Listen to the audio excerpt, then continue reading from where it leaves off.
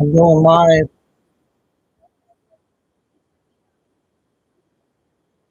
Okay. All right. Bye.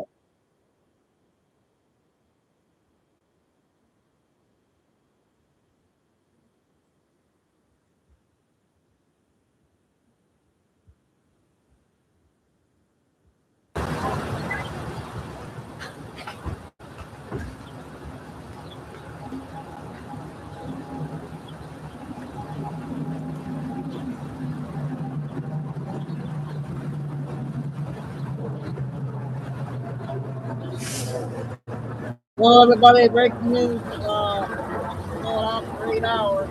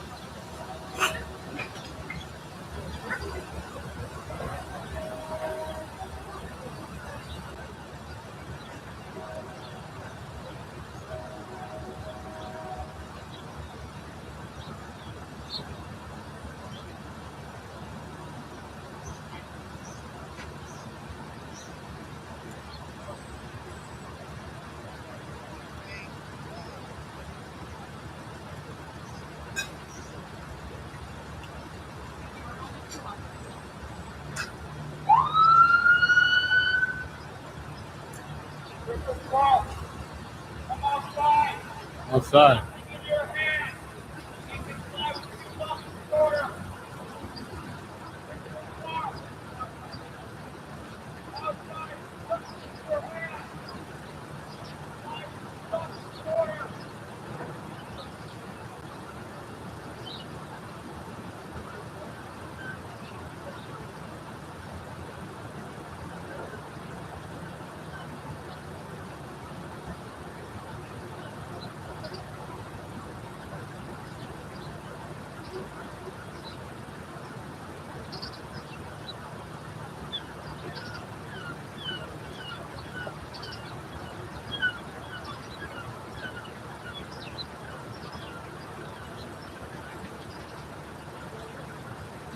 Down.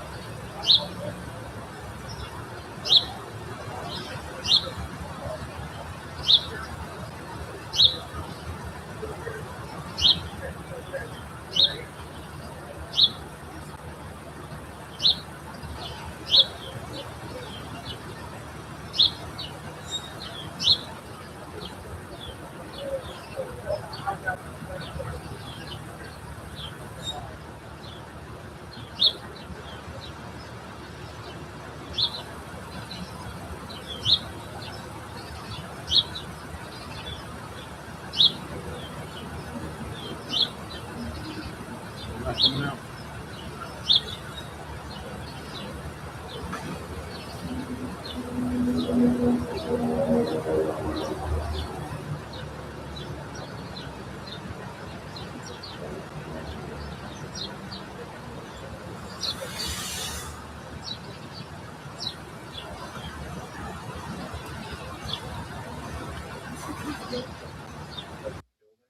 Oh, look, I'm getting a call from one of those unknown numbers. Have you tried reversephone.com? Reversephone.com? Yeah, we all get numbers from calls we don't know.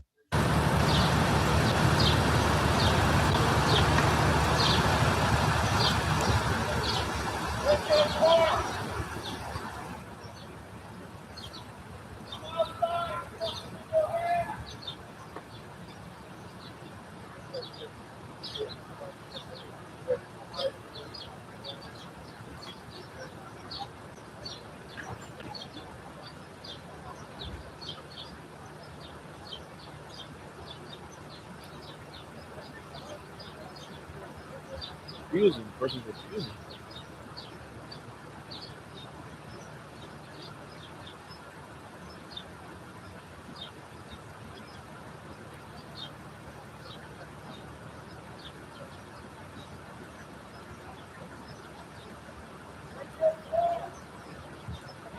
Hey, Tim, I was going to come on, but Outside. I got everything all done. This was going on for this has been going on for 8 hours, and I was doing all my things and all that stuff, and so nothing's been going on for me for today, and every day it changes every day. I don't know when. I guess come on when I come on. I guess 'cause I'm the news person, so I just can't. I just can't burn myself out.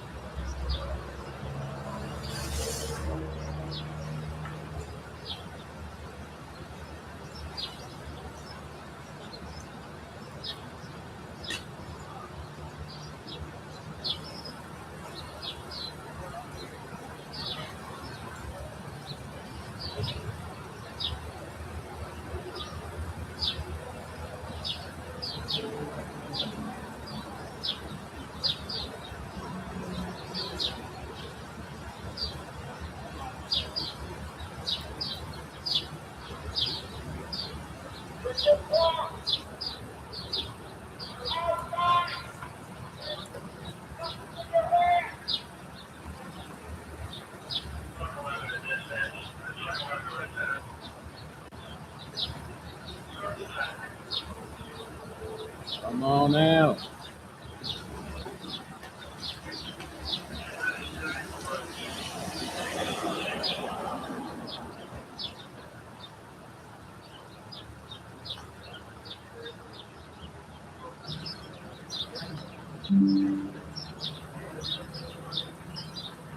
Okay, I'm back. Connection completely cut.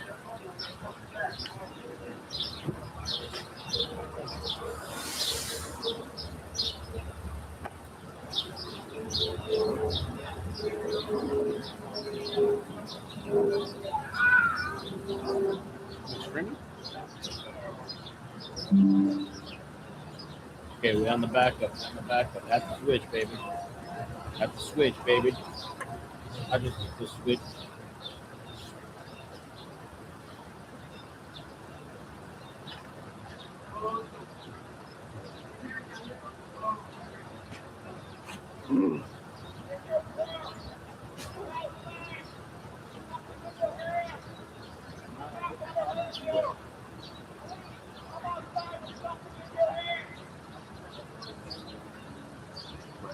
Come out with nothing in your hand.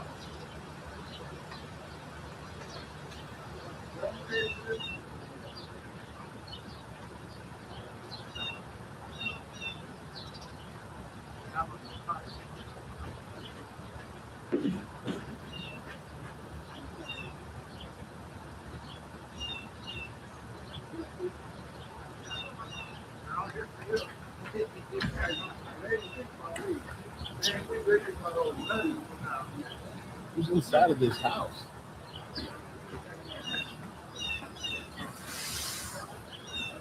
Elite soldiers?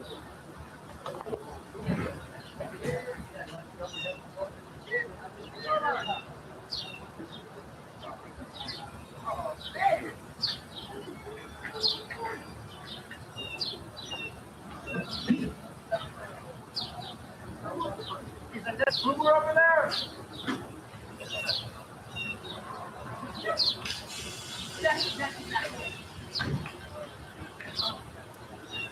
you, Natalie. See ya. See to you. And then if there's anything on the news here in Cleveland, if you type in, we'll tell you what to type on Google. Hold on.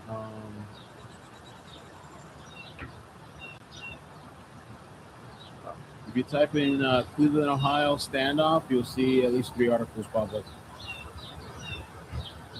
4.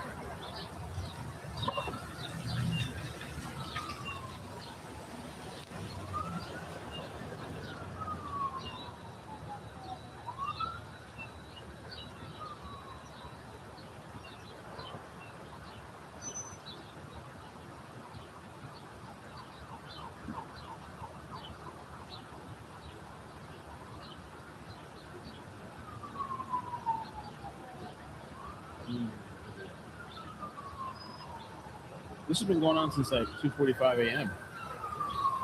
They just now kind of started pushing inside of the house.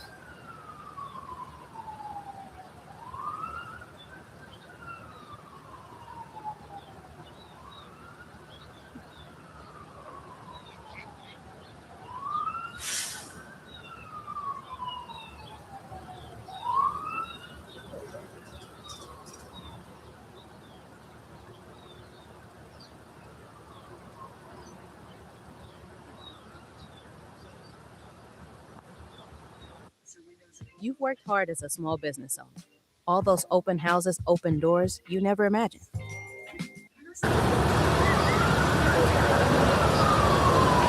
Oh, Tim, you're on the one to chat. I don't know if you want me to continue or do intel.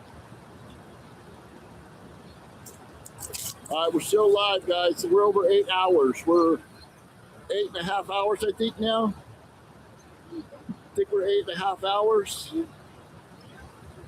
In 1 more hour, I'll be awake for 24 straight. But you slept great. So the California stand, a little kitty cat's running back and forth. The California standoff is still going, but this one kind of feel like we're getting more action right here in visuals. They've busted down the front.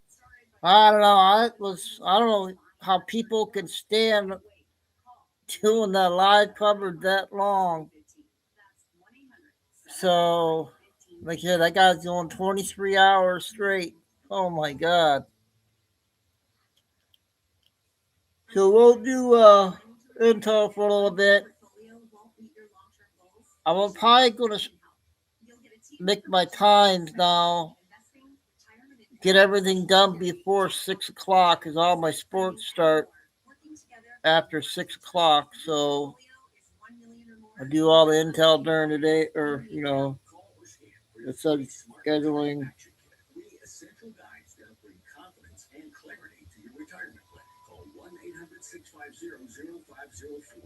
Unlike some money managers who sell products to earn commissions, we do not. We have a transparent fee, structured so we do better when you do better. Don't miss your free Smart Retirement Action Kit. Call 1-800-650-0504. As a full-time fiduciary, our goal is to grow your wealth and help you retire comfortably. Call or scan for your free Smart Retirement Action Kit today. Dang it. 1-800-650-0504. I'm just trying to figure out which one to start off with. The same old story. Reddit down 350 on the Dow, down 160 on the Nasdaq. Lou, however, has a better net. He's with me, and he's He's got his stock fixed. Oh, thank you. You're like Microsoft. Trying to butter you up here. No, listen, the valuation has reset on Microsoft, but the fundamentals haven't. You look at the last quarter of the report, cloud services growth is up 26%. This is a stock that should be trading based upon the 5-year averages at about $525 a share. So Okay, I got logged in Telegram. which I know you remember finally looking back, right? But it can get there. So I think this is what you need to focus on. This is not about will AI turn into profits. They are doing it. They're making it happen. Greater sales, greater profits from AI. The market will come up and catch up and wake up to this. But the market is saying that their AI product is not as good as their competition. Yeah, and they said that about Apple a long time ago when Apple traded at a discount to the market, and then all of a sudden it re-rated. I think the same thing is in store for Microsoft down the road. I hope you're right. We're going to move on to your second. Let me know if I'm wrong. Oh, I certainly will. Eli Lilly. Yeah, I love Eli Lilly. Everyone thinks it's too late to get into the leader in the GLP-1 craze. They think Novo Nordisk is more valuable because it's undervalued. Oh, I where's think the Novo is controller a at? trap. You're never going to win there because the science is inferior. Eli Lilly has a better pipeline than another GLP-1. First one will be 3 minutes. Which will revolutionize learning about GLP-1s now. When you stop them, all the other Well, everybody's working. Communities, an inexhaustible supply of criminal activity that defies easy categorization. The latest entry involves a crew of fuel thieves, a handful of industrial magnets, and a scheme so mechanically straightforward, it's almost insulting. So here's how it worked. Inside most commercial diesel pumps is a pulse transmitter, a small device that counts how much fuel is flowing and sends that number to the payment system. No pulse signal, no charge. The suspects, arrested across Santa Rosa and Escambia counties in the Florida Panhandle, allegedly figured out that a powerful magnet held against the right spot on the pump housing would interrupt that signal entirely. The diesel kept flowing. The meter stayed at zero. The receipt never came. They weren't targeting regular cars. The operation ran on semi-trucks with 150-gallon tanks, the kind used by independent freight operators. One fill-up at current diesel prices runs well over $800. Do that enough times across enough stations, and you're not stealing gas money. You're running a business. 5 suspects, mostly from the Miami area, have been arrested so far. Investigators believe they were reselling the stolen fuel into a black market, serving independent truckers. Operators squeezed hard by fuel costs that have climbed sharply since oil supply disruptions in the Middle East pushed diesel prices to levels that make every fill-up a financial decision. Independent trucking is worth explaining briefly here. In the US and in many countries, a significant portion of goods, food, medicine, construction materials, retail stock, moves on trucks operated not by large corporations, but by small independent operators, often single drivers who own their vehicle and run their own route. Fuel is their single biggest operating cost. When prices spike, margins collapse. Some go under. Some apparently find other arrangements. Hello. Florida agricultural investigators, the agency that handles fuel fraud, are now deploying canine units trained to locate concealed magnets at waste stations. I was telling everybody that I got everything, all my stuff done for today, and nothing really going on. But tonight, all my games are starting, so I'm gonna probably just go like every 2.5 hours up to probably 6. I'll take a break in between, because there's so much intel out there that needs to get out, and I don't have nothing else to do. But that shooting's been going on for 9 hours. And border checkpoints. That is a sentence that would have seemed completely made up 5 years ago. A 2023 state law created specific felony charges for using manipulation devices on fuel pumps, which means prosecutors have a clean statutory hook rather than having to shoehorn the offense into existing theft categories. The part worth watching is the market this created. Stolen diesel being resold through informal networks to legitimate businesses is a supply chain problem, not just a law enforcement one. When enough of the cost of a basic commodity gets offloaded through theft, it warps pricing, undercuts honest operators, and pushes the losses onto gas stations and the customers behind them in line. It scales in ways that a few arrested suspects don't necessarily stop. The magnets have been confiscated. The suspects are in custody. Somewhere in a Florida way station, a dog is being trained to find metal. The supply chain moves on. Florida is Okay, Florida gas update. And plus everybody's working. Hopefully they're listening. Okay, this backfire video, about 14 minutes.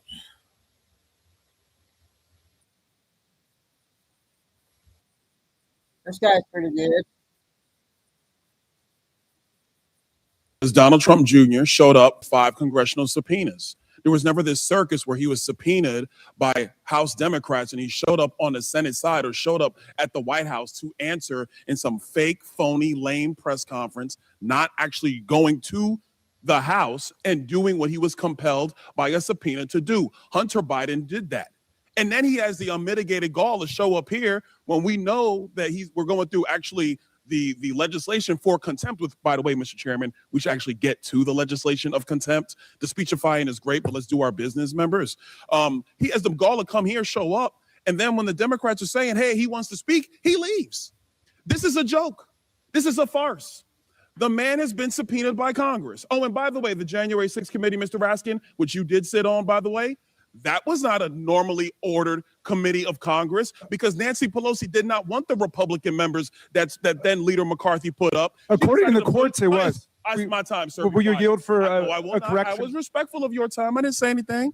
So, ladies and gentlemen, let's move forward with our business. He should be held in contempt. There was a subpoena. He did not answer it. Any other American will be held in contempt by Congress. Any other. This is Democrat privilege of the highest order. Let's do our jobs. If we're going to talk about Democrat privilege, we have to look at the most recent case of it, I would say specifically. When it comes down to a congressional subpoena, Bill Clinton and Hillary Clinton, when they did get their congressional subpoena, what did they do? The first time I'm talking about, not when they were basically forced to go by their lawyers when they realized that, maybe I should not act like I'm above the law here. Chair, now recognize Ms. Ocasio-Cortez from New York. Thank you, Mr. Chair. Just to address briefly, quickly, that moment about privilege and all of this that we're seeing here.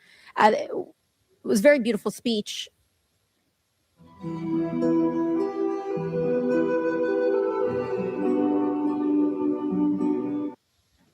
As also the Republican side had mentioned in their many raisings of the January 6th committee, that it's not just Hunter Biden, you, me, any individual subject to equal treatment under the law, to be held up to accountability under the law, but it is also these committees and this committee that is subject to oversight and law.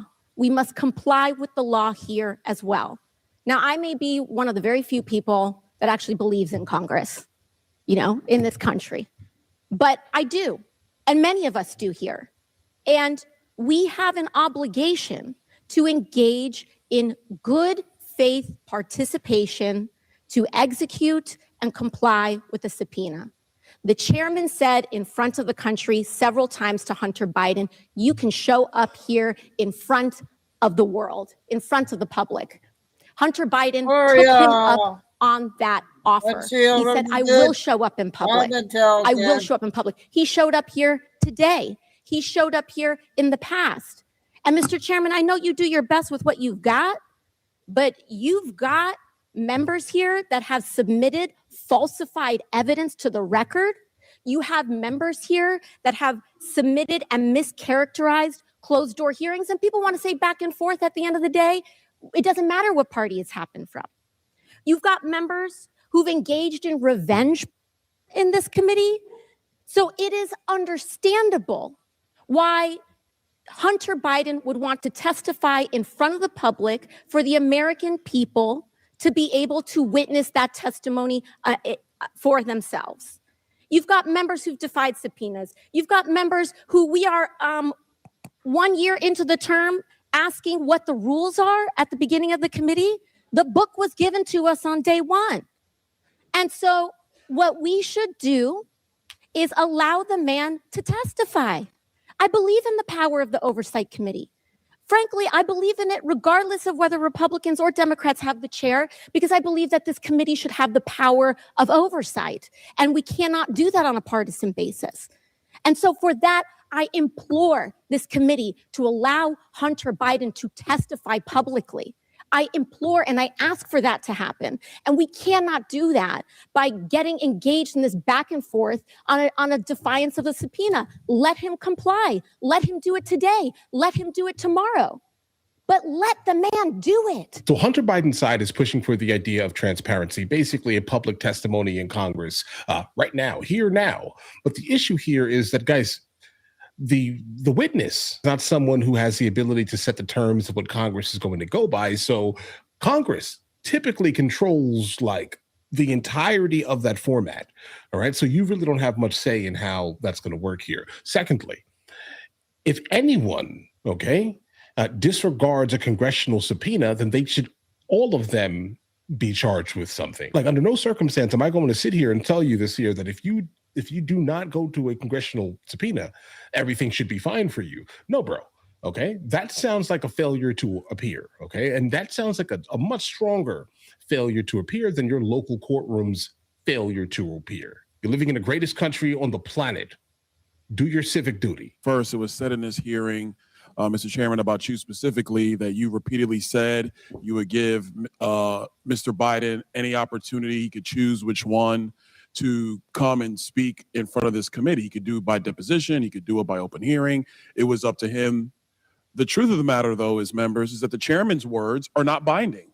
Like, no other member's words of Congress are really not binding. The binding article. Point of order. Does the chairman agree with that? Point of order. Does the chairman agree? Are you going to restore my time? Point of order. Just point of order. Okay. Does the chairman agree that the chairman's words are not binding on the committee?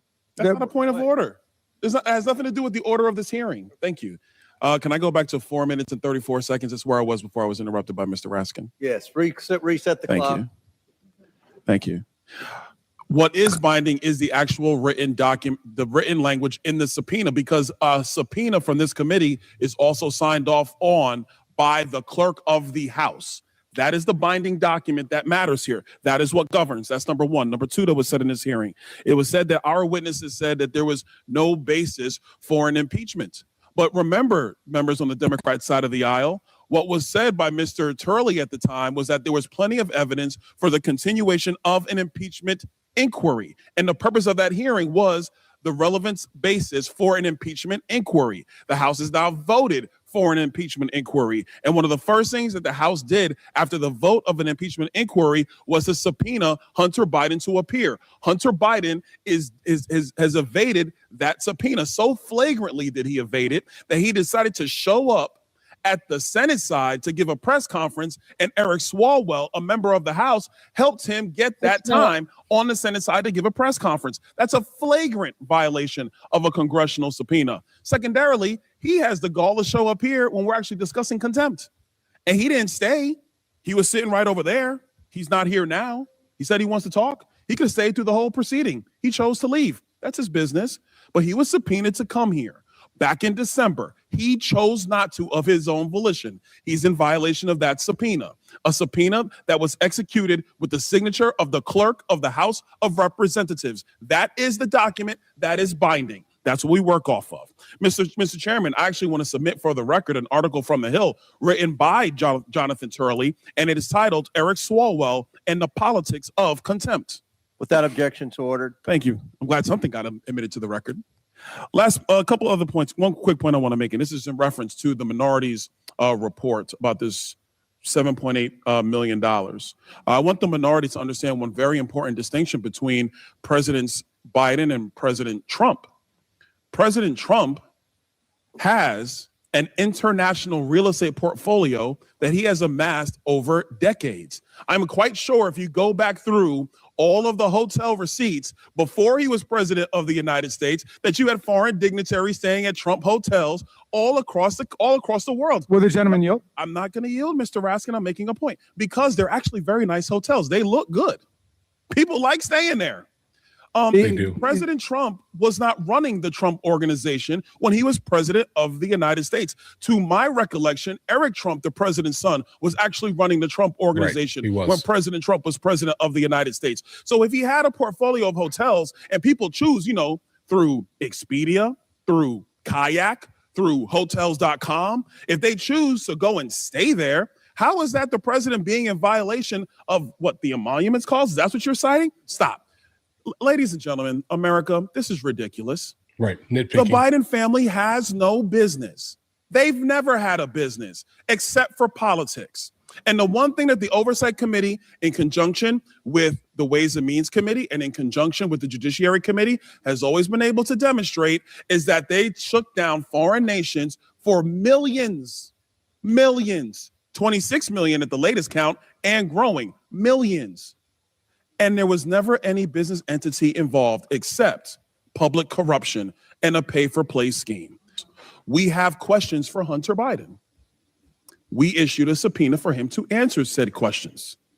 He ignored a congressional subpoena as a private citizen. Remove the partisan nonsense for a moment here. I grew up in the state of New York, hearing Trump's name all of the time here, guys. All right. Trump as a person, guys, he's just a New Yorker to me personally. But him as a politician, he's getting things done. I'm not angry at it. Just understand that there. And I'm saying all of this to basically say this here. Trump was the man in the 80s and 90s, so much that he was mentioned how many times in rap music? Everyone wanted to get rich like Trump, right? So now imagine, how about this here? Also, he was also in the movie Home Alone, which I recently watched for the first time over on the Movie Reaction channel, guys, okay? Like, I need you to understand the pop culture Trump is. And America's largest exporter. Like, what do we export more than anything else on this planet? It's our culture. It's our media, okay? So there are people from all around the world who know nothing about Trump. Okay, cool, he's a president, whatever, right? But he specifically denotes wealth to people. So if you are a foreign dignitary, you're going to look for some of the most premium hotels you possibly could stay in. And if Trump is specifically someone not really 100% heading that company right now, what is even the problem here, guys? All right. Like, I mean, what's the difference between them staying at the Mandarin or the Ritz-Carlton, et cetera, right? There's not much of a difference here. That's not really something you should be holding against Trump. It just sounds like you're just nitpicking right now. And that's basically what AOC was doing the entirety of this video here, guys, right? AOC kind of gives me shill vibes, if that makes any sense here. I think maybe when she first started, before all of the fame and money started basically pouring in, I think that she was more honest and true to her overall self and her community, at least, right? But now all she is pure politics. Like, she's learned the game so fast, it just feels like they're playing chess, guys. Right? She's just she's a chess piece. The other people up there on the stage are chess pieces, and they have a certain amount of time before they have to make their move. These type of things here, guys. Listen, careful who you put your stock in. Guys, I don't care what side of the aisle you fall on. I truthfully don't. Right? I just want you to make sure. Only thing I care about is that you vote for things that have the ability to affect your household exclusively. Never loan your vote to anyone. Right?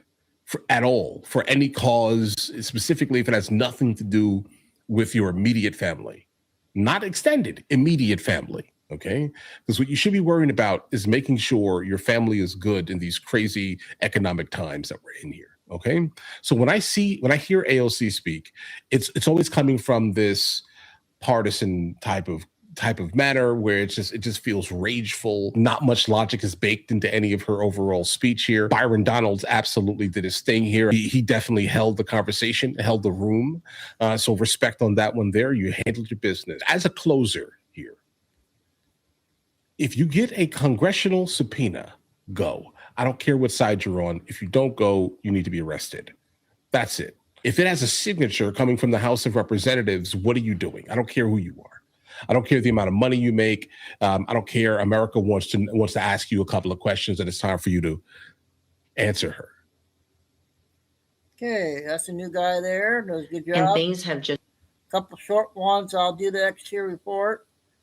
Yeah, I'm gonna try to go 2 hours. I might change a little bit. Do like 2 hours, take a couple off, and then do it that way.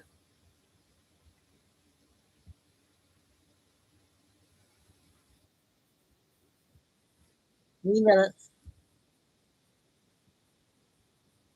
And how we're awakening and learning more and through knowledge. Sorry about that one.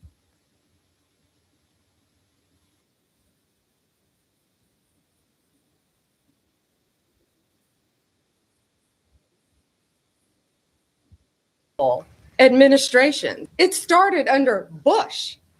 It went to Obama. It went to Biden. We were the only, no documents were released, only under the Trump administration. And we released 3 million documents, had 500 attorneys working on that, complying with the law the best we could, and protecting victims in doing it. Madam Attorney General, this Go has ahead. been quite an odyssey for you. This began with an encounter you had with some activists in the Roosevelt Room where you handed out some binders.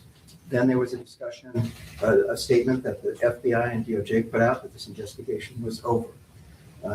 Flash ahead to a couple of weeks ago, you had a very unusual appearance before the House Judiciary Committee.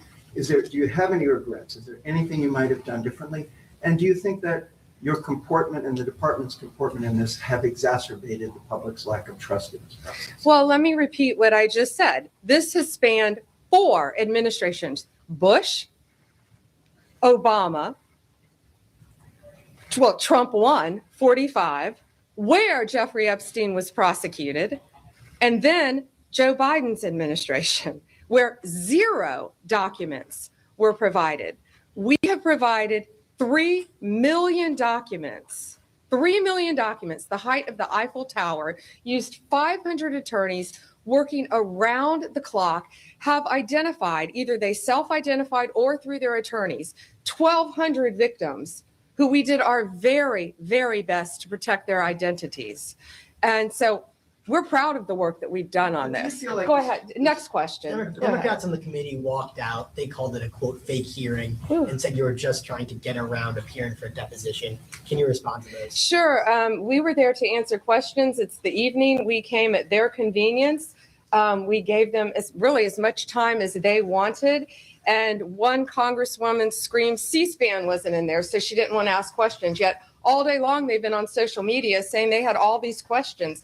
We sat there saying, anything you want to ask us anything you want to ask us. And they screamed C-SPAN wasn't there, one of them, and then they stormed out of the meeting. So Can you just thank you all. Thank you. Have a good night.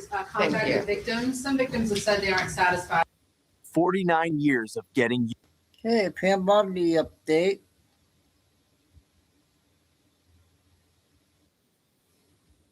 About 2 minutes.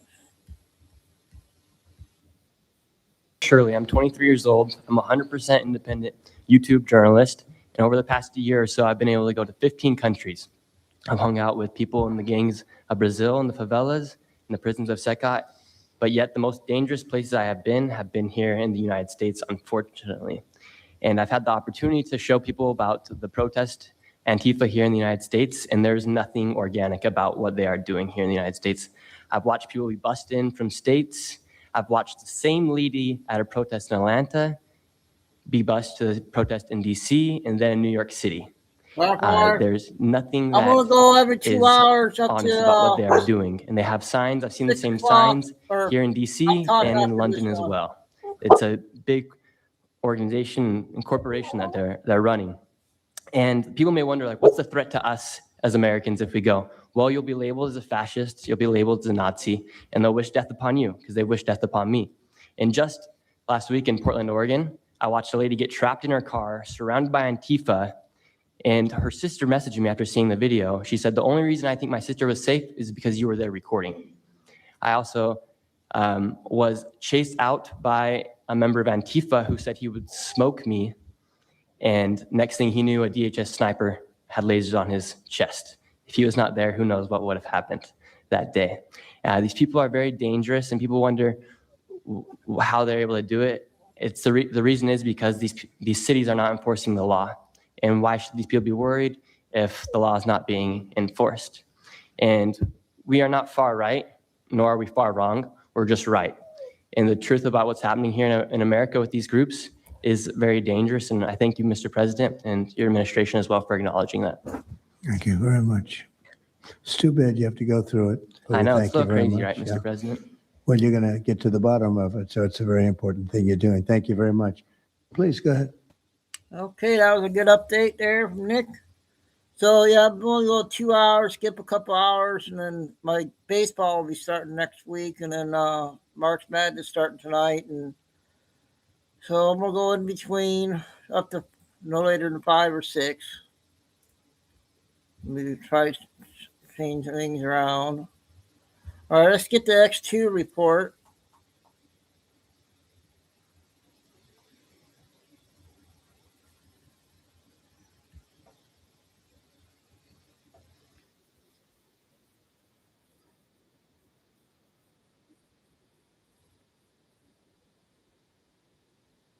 This is 29.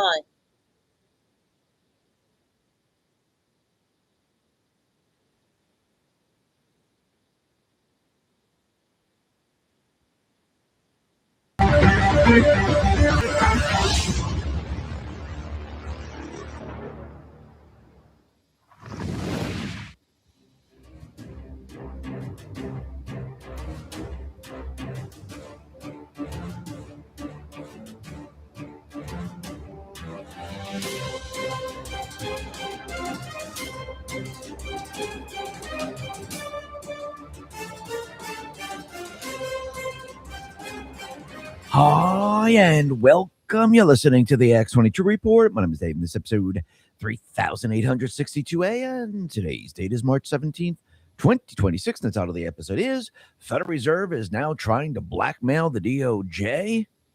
Warsh is the cleanup crew.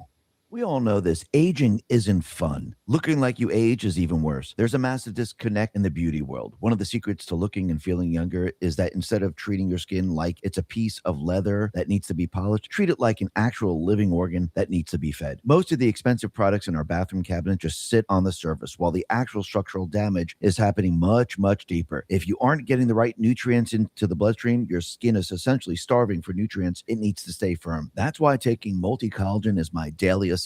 Unlike those surface-only solutions, this special product I use delivers 5 premium types of collagen directly to my cells to help rebuild my skin's foundation from the inside out. It's flavorless, bioavailable, and specifically designed to reduce wrinkle volume by giving my body exactly what it's missing. My wife notices my skin looks more youthful and compliments me daily on it. Get your significant other to compliment you too. Get 51% off Ageless Multi-Collagen at healthwithx22.com. Every order includes a glow-up bundle with a free VIP coaching for life, the 14 foods for amazing skin ebook, and free shipping. Plus, it's all backed by a 60-day money-back guarantee. Head to healthwithx22.com to claim your 51% discount before it expires, or just click the link in the description. Let's get right into the economic collapse financial news. Now, the deep state, the corrupt politicians, the private central bank, the World Economic Forum, they are now trying to stop Trump every step of the way, and the Federal Reserve is now trying to blackmail the DOJ.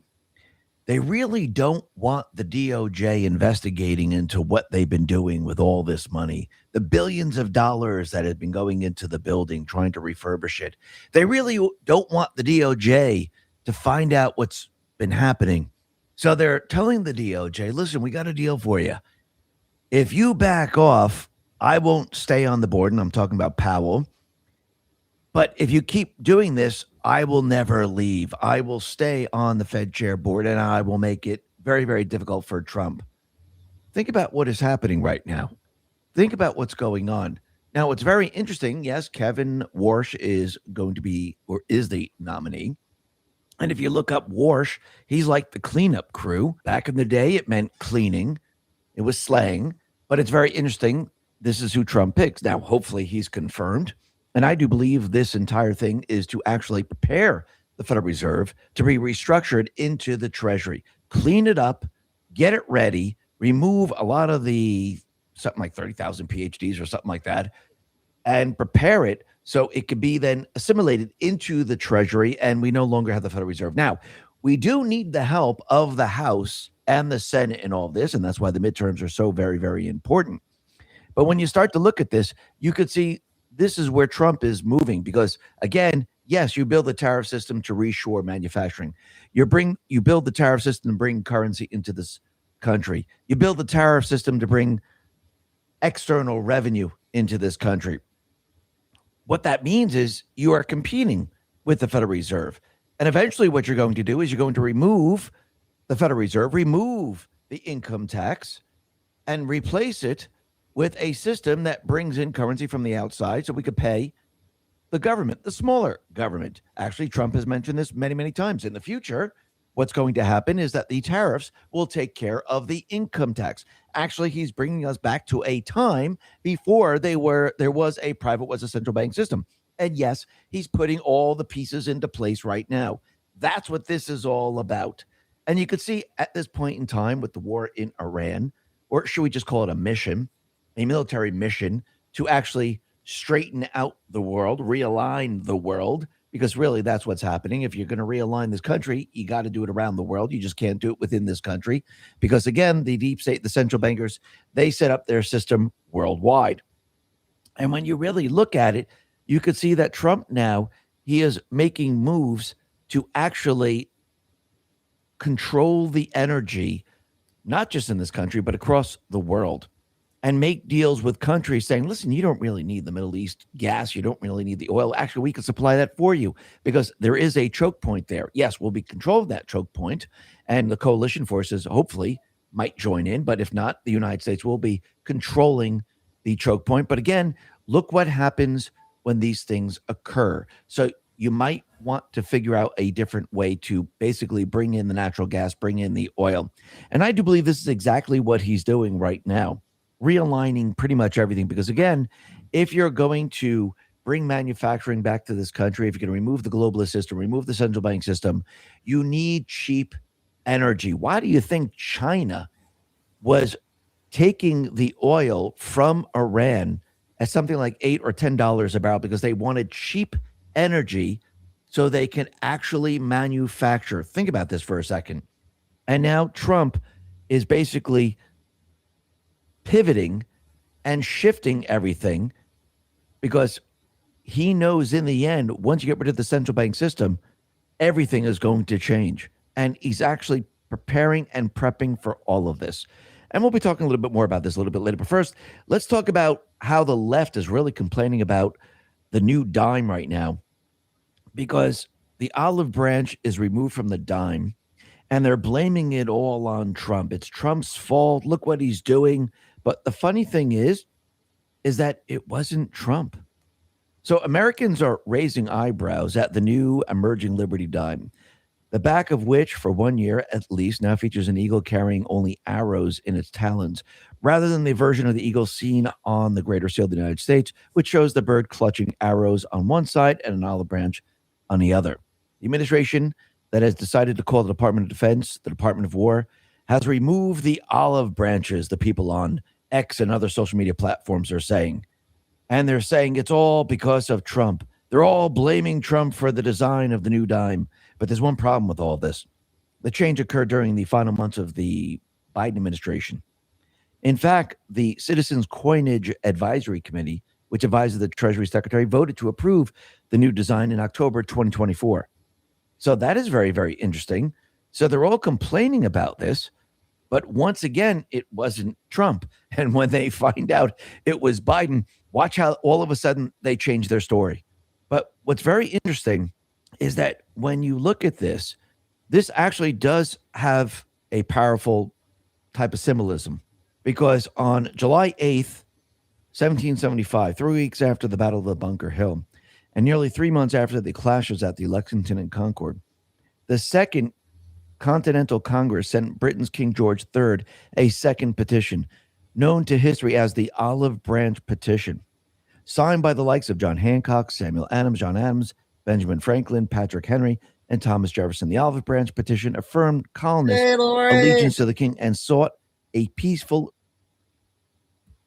So I was telling everybody I got my morning stuff all done, and not much else going on. And I probably want to break things up better to go 2 hours and take a few hours off, and then because baseball's starting next week, and so my games will be at night. So I'll probably go like 3 2-hour shows or something like that to break things up.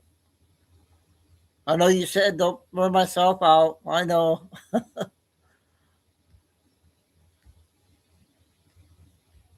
Redress of their many grievances, but the king denounced them as rebels, and they never again sought formal reconciliation. And I do believe that's what is the coin is symbolizing. And once again, you can see we're going into the 250th 6K, I thought anniversary of this country. Coming in maybe. And we can see that at this point in time, on the 250th anniversary of this country, Trump is preparing to change the entire country and bring Every blurry and low vision sufferer This must is try about this 20 daily ritual that is leaving and- doctors speechless. If you wear glasses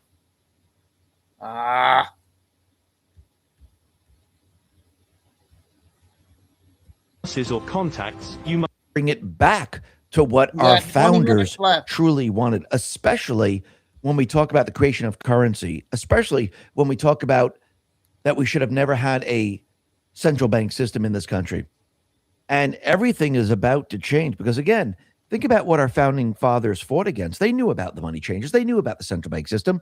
They knew that we should never have that in this country. This is why when they put the Constitution together, they said the people will coin the money. They didn't say, hey, by the way, you might need a central bank. Hey, by the way, you might need an outside entity to control this. They didn't say that whatsoever.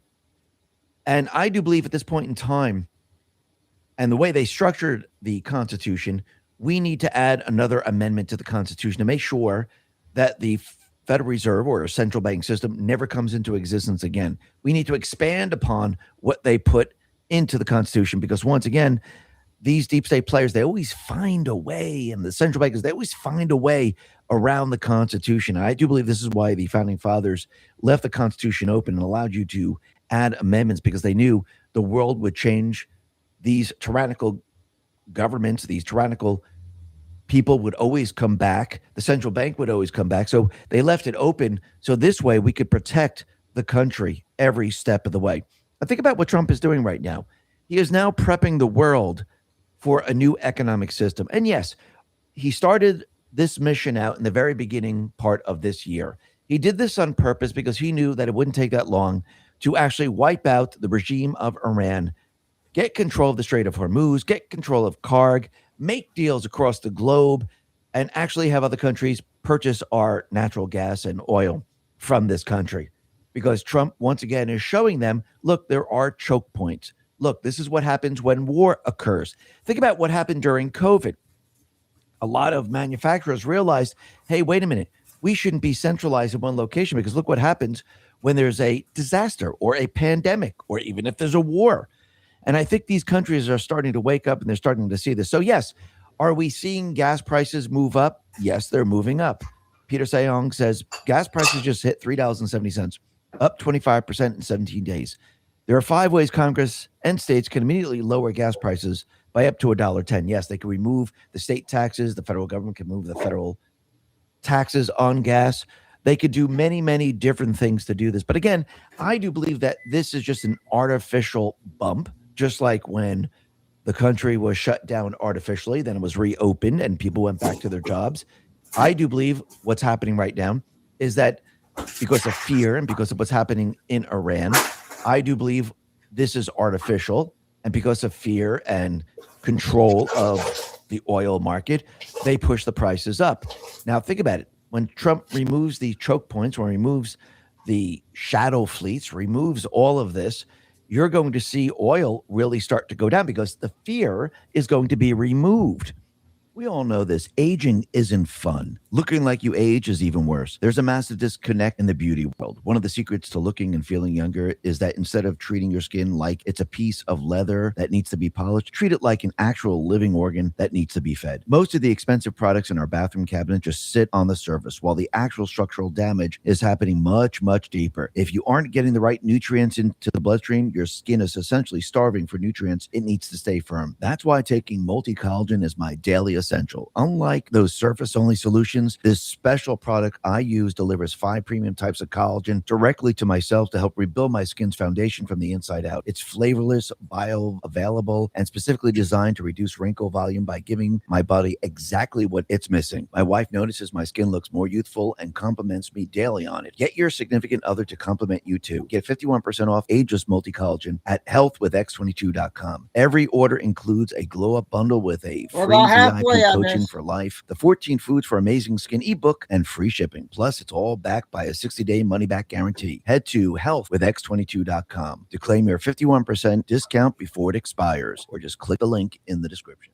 So this these prices artificially went up, and you're going to see as soon as everything's all said and done, you're going to see these oil prices drop back to exactly where they were. And then you're going to see them drop even further as time goes on. I do believe this won't even take but maybe 1 or 2 weeks. And it's going to happen very, very quickly, maybe 3 at the most. But during this period of time, you're going to see a downward trend of the prices. And you could see that Trump right now, yes, he's monitoring the economy, monitoring oil, monitoring all this. But I think he knows that, again, this is all artificial and this is not here to stay. Trump War Room put this out, and this is coming from Hassett. It says Iran's strategy appeared to be that they could hurt the U.S. economy and that would make POTUS slow down. In fact, they're not hurting the U.S. economy very much at all. The economy as a whole is sound, and there's no way President Trump will back down until he sees this through to the end.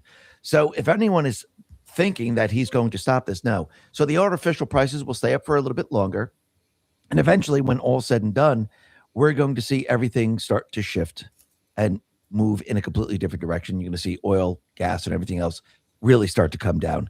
And think about what Trump has done right now. He just actually delivered a blow to Canada, and he has made a deal with Japan, and Japan decided we're not going to deal with Canada. So this is very, very interesting. Mark Nixon put this out and said, massive blow to Mark Carney's low-risk, low-carbon oil. Japan rejects Mark Carney's low-risk BS and signs a $56 billion oil and gas contract with the U.S. Canada is being replaced. Cheaper supply wins every single time. And you could see that I do believe that you're going to see a lot of the Asian nations right now. I think they're going to probably end up signing on to the United States in regards to gas, oil, and whatnot. I do believe that Trump is going to reassure them that if anything like this happens again, you could be assured that you can get the supplies from the United States. There are no choke points. There's nothing like that, like you're seeing out in Iran. So I do believe the market is going to shift, and it's going to shift very, very soon. And you have to remember, everything that people are experiencing right now is actually because of what happened over the many, many years, since 1971 when we came off the gold standard. And yes, during the Biden administration, when he really ramped up inflation and oil prices, gas prices started to go really high. And what people are feeling is the after effect of all of that, because again, it just doesn't go away. Yes, Trump can mitigate it, but at this point, you could see with what's going on with Iran, the oil prices, the gas prices have gone up again. Are they as high as Biden? No. But people are still going to feel it. And I do believe Trump, he knew he was going to be going into Iran. This is why he pushed the oil prices down as far as he possibly could. And he knew that the oil prices were going to go up, but he didn't want them going up from $4 or $5 all the way up to $6. This is why he brought them down so low. So this way, when they went up, they'd still be in the $3 range. And that's exactly what he's done. Yes, some places they're hitting $4, but for the most part, I do believe they're hovering around the high 3s.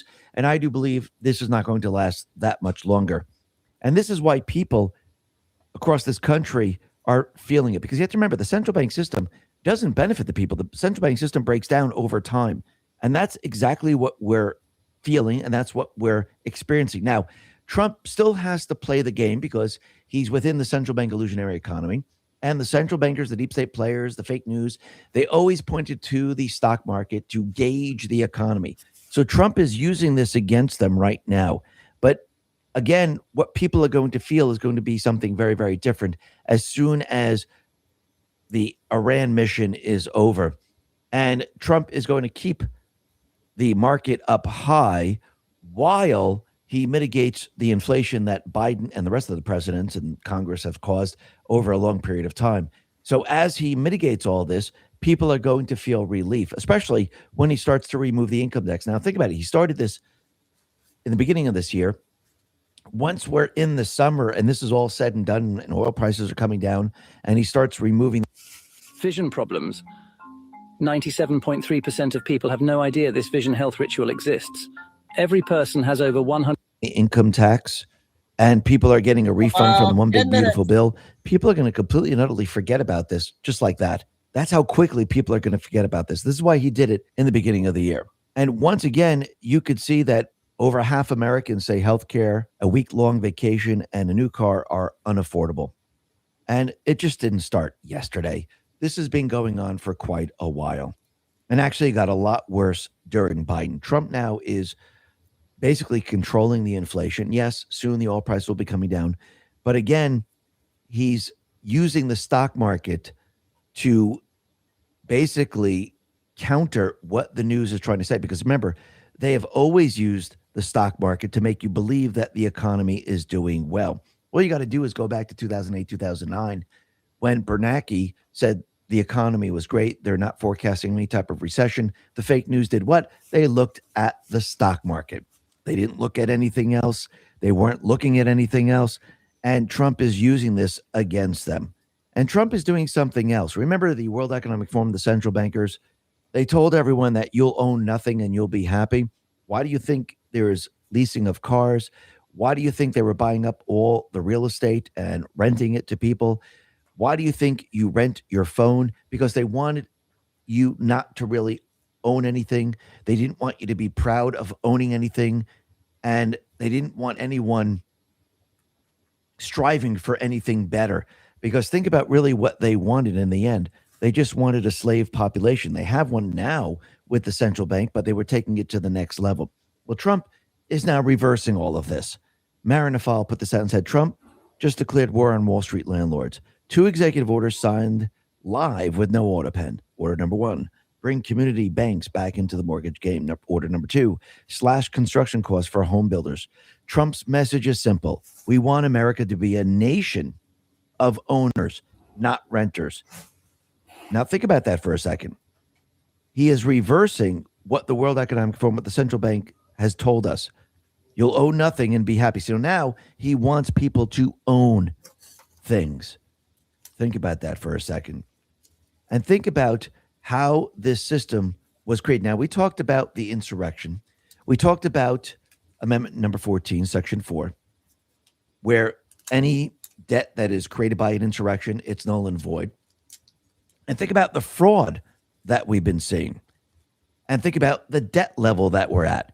If we start to subtract all of this, is our debt that high? I don't believe so. Can we balance the budget? I do believe so. If we remove the bloat in government, can we balance the budget with the external revenue from the tariff system? Absolutely. And what's very interesting is that Stephen Miller said something very, very interesting. Margot Martin put this out.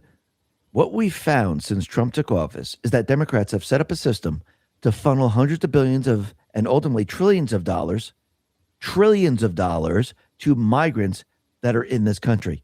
So it's $1 trillion worth of fraud. That's interesting. So if it's trillion, let's say 1 to 2 trillion this year.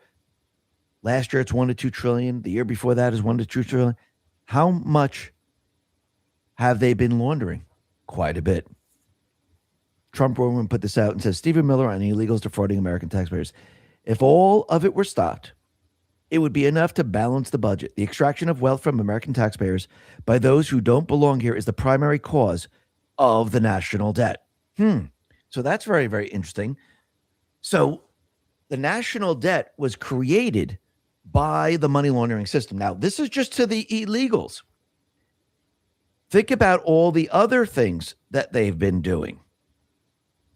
So he's now letting everyone know maybe we're not responsible for this debt.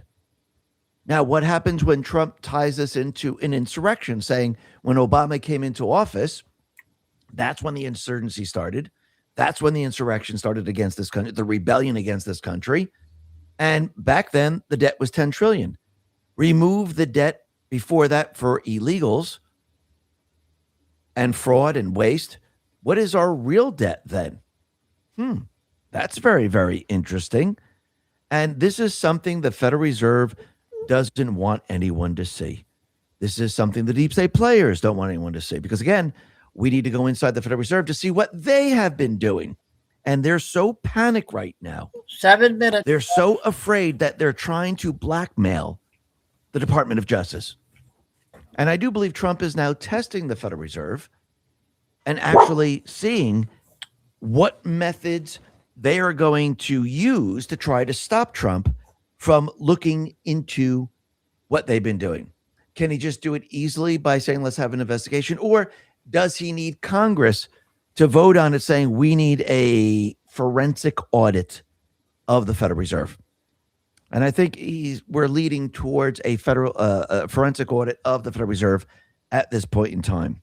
Julie Kelly put this out and said, according to U.S. Attorney Pirro, Jerome Powell's attorney suggests to her during a recent meeting that Powell would stay on the Fed Reserve Board, ostensibly as a persistent thorn in the president's side after his term as chair expires in May, unless the DOJ investigation goes away.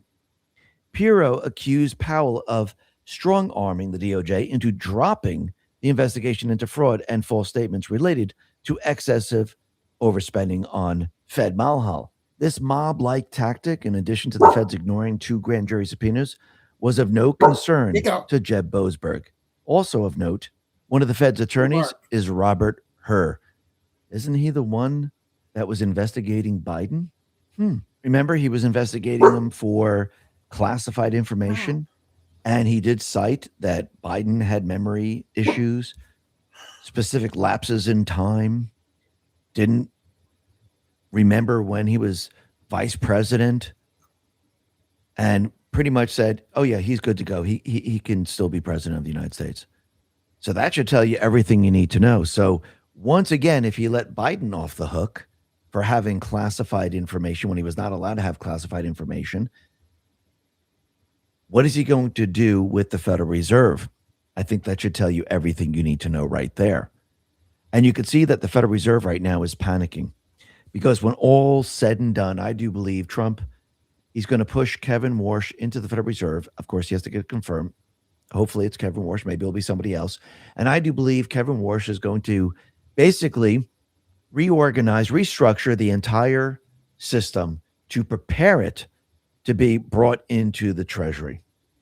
And I do believe that is going to be one of the last acts. Now, can he just do it?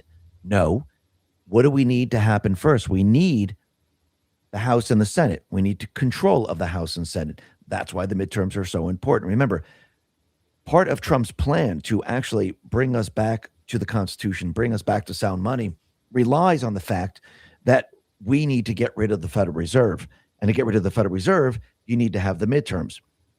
And remember, that's the other part of the plan. And we need to put protections into place. Yes, we can codify his executive orders, but we also need to remove some laws and actually implement other laws, and I do believe an amendment. So I do believe moving forward, we need to make sure that we get the second part of this, which is the midterms, because we need the House and Senate to move forward to get rid of the last part. Because again, if we're truly going to see the golden age, all of this has to come together. Now, do I believe this is going to happen? Absolutely. Do I believe that we're going to win the House and Senate? Yes, we still have to vote. Everyone's got to get out there. Do I believe the deep state, the central bankers are planning to try to stop all of this? Absolutely. And when they can't stop it and they lose and they see where Trump is going with all this, what do you think they're going to do next? They'll probably try to bring down the entire economic system. But I do believe Trump and the team, they're prepared for this. They know what's going to happen. And in the end, it will not work, just like everything else. Because Trump, he knows the playbook. He knows what needs to be done. And Every blurry and low vision sufferer must try this daily ritual that is leaving doctors speechless. If you wear glasses or contact, didn't create the parallel economic system for nothing. And think about it. I do believe he'll be weaning us off of the central bank system, weaning the people off the central bank system, weaning the government off the central bank system, which means the government's not going to borrow there. The people aren't going to have to pay the income tax, which means the central bank system will just be a standalone building, couple of buildings, and they will not really have any involvement in the economic system. So once again, will Trump have all the leverage? I do believe so, no matter what they try. Listen, everyone, thanks a lot for listening. Be well, be safe, and especially be prepared. Thanks a lot. Okay, that was, I believe, yesterday's XQ report. I got the guy on TikTok, the 10-minute one that talks about the wars with the glasses. I I can't remember. It might be a new one because he came out late last night, I think. So let me know if I need to go working. Well, a lot of people are working. Not sure if I played this one.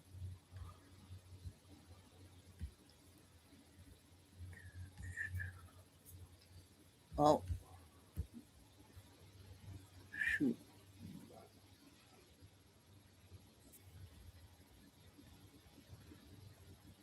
Ah.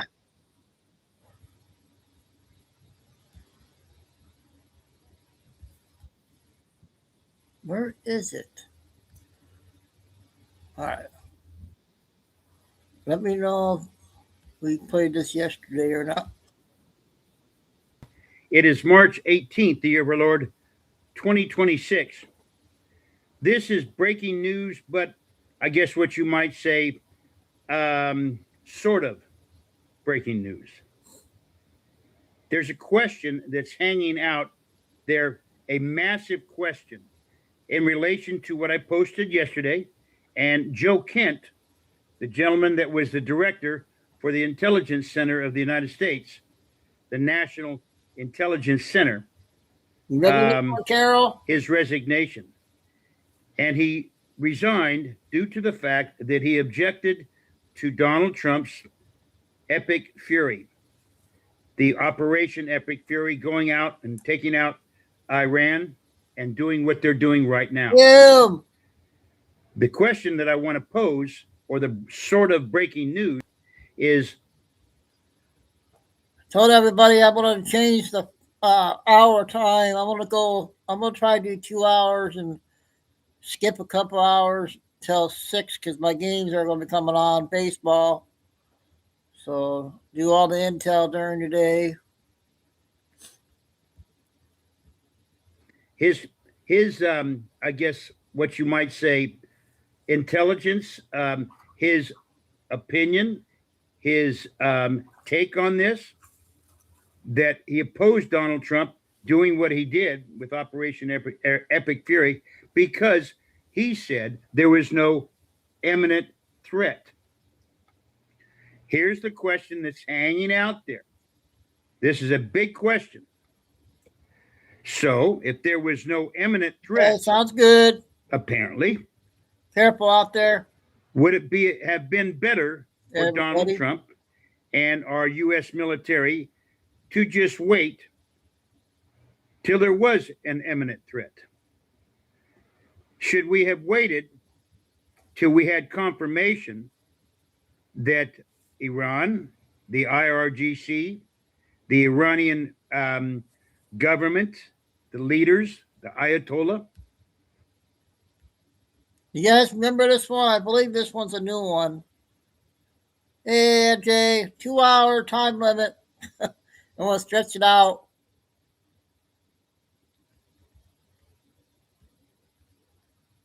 Actually had weapons grade nuclear weapons that they could deliver, not just to Israel, but to the region, and with intercontinental ballistic missiles, send them into the United States. Should we have waited? That's the question that's out there. Should we have waited till there was an imminent threat? And we knew, I'm repeating myself, and we knew that Iran had nuclear capability to take out anybody they wanted. I'm going to give you an answer. I have people on my team at EPAC, former Department of Defense intelligence and counterintelligence analyst. He's a good friend of mine. He endorsed my book. A good friend of mine is a former CIA operations manager. She is also on my as an advisor on my team. A judge, an investigator, people in the know, basically DC insiders, conservative insiders. The question, the best way I can tell you, what do you think would have happened if Iran and the IRGC actually got to the point where they could deliver a nuclear weapon in any shape or form, anywhere, in the region, to Israel, to the United States, to Europe. Here's the best way I can tell you. Should we have waited? Well, if we would have, they would have had a position, or I guess what you say, a bargaining chip of massive proportions.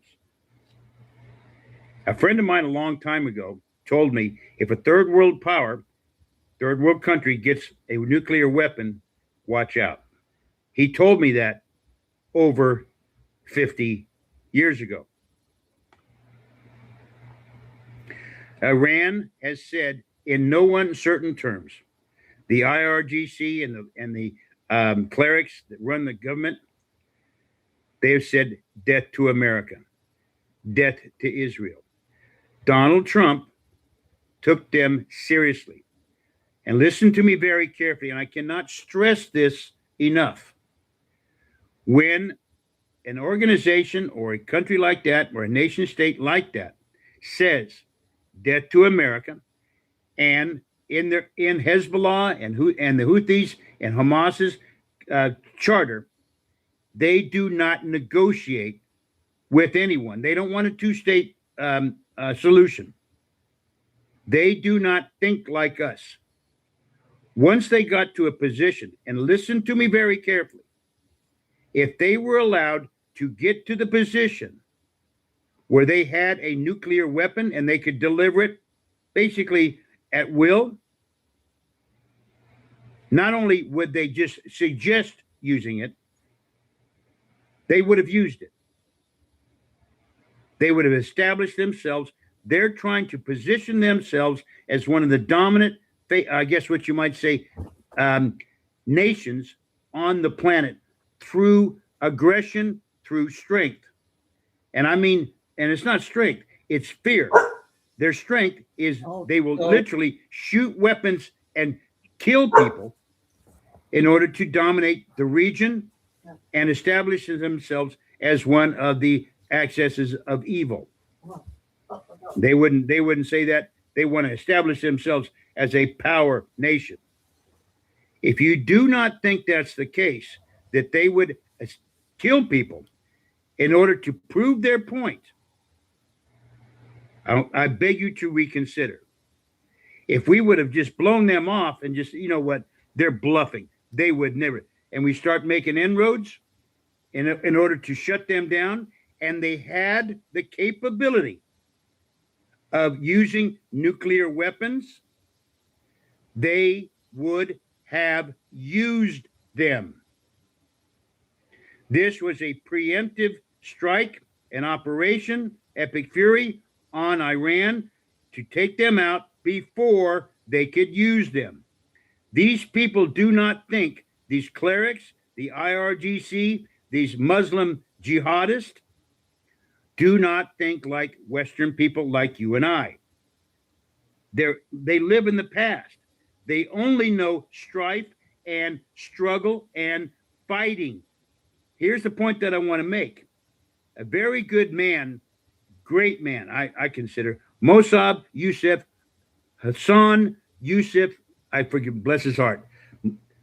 Mossab Hassan Youssef was a Hamas terrorist. He left the Hamas organization, left his family, and became a Christian. And he said, and I quote, if Iran and Hezbollah and Hamas did not have Israel as a common enemy, they would be fighting and killing each other. The Iranian regime, its leaders, IRGC, do not negotiate. That's in their charter. If they would have gotten to the point, and let me stress this again, I'll repeat it. If they could have gotten to the point where they had the capability to send nuclear weapons anywhere they wanted, and we pushed back on them to try to get them under control, they would have used those nuclear weapons, killed millions of people, and killed millions of people. That's the only thing they know. More importantly, Mr. Kent said Iran did not pose an imminent threat. First off, Donald Trump can hear very well. The Democrats are deaf on purpose. When these people make a threat, death to America, death to Israel, death to the Jewish people, death, you need to take them very seriously. When they do it in public, they will fulfill that threat. Guarantee you. These people don't think like you and I. This is the only way to establish, I guess what you might say, or here's the best way I can tell you.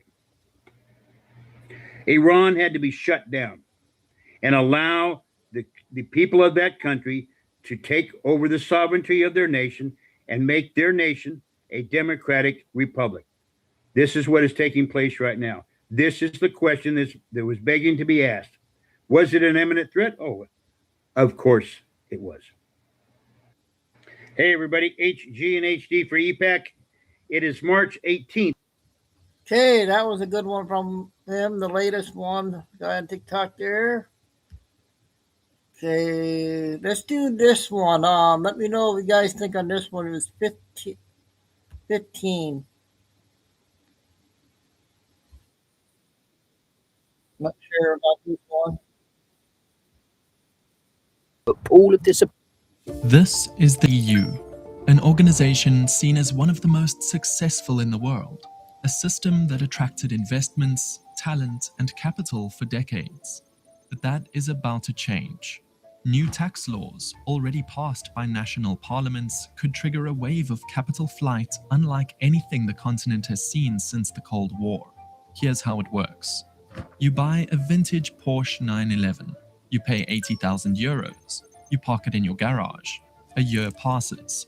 The market surges. The last video, Collectors Tim. are now paying 120,000 euros for models like yours. He's good. Your car appreciated 40,000 euros. Can we play this But one, you guys? haven't How sold was it. this one? You haven't received a single euro.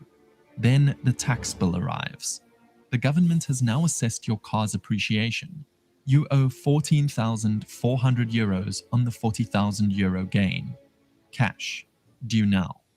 You don't have 14,400 euros. You used your savings to buy the car. So you sell. But the moment you list it, the bubble bursts. The best offer you get is 75,000, 5,000 less than you paid. You sold at a loss to pay your tax on a gain that never existed. Starting January 2028, the Netherlands will tax unrealized capital gains at 36%.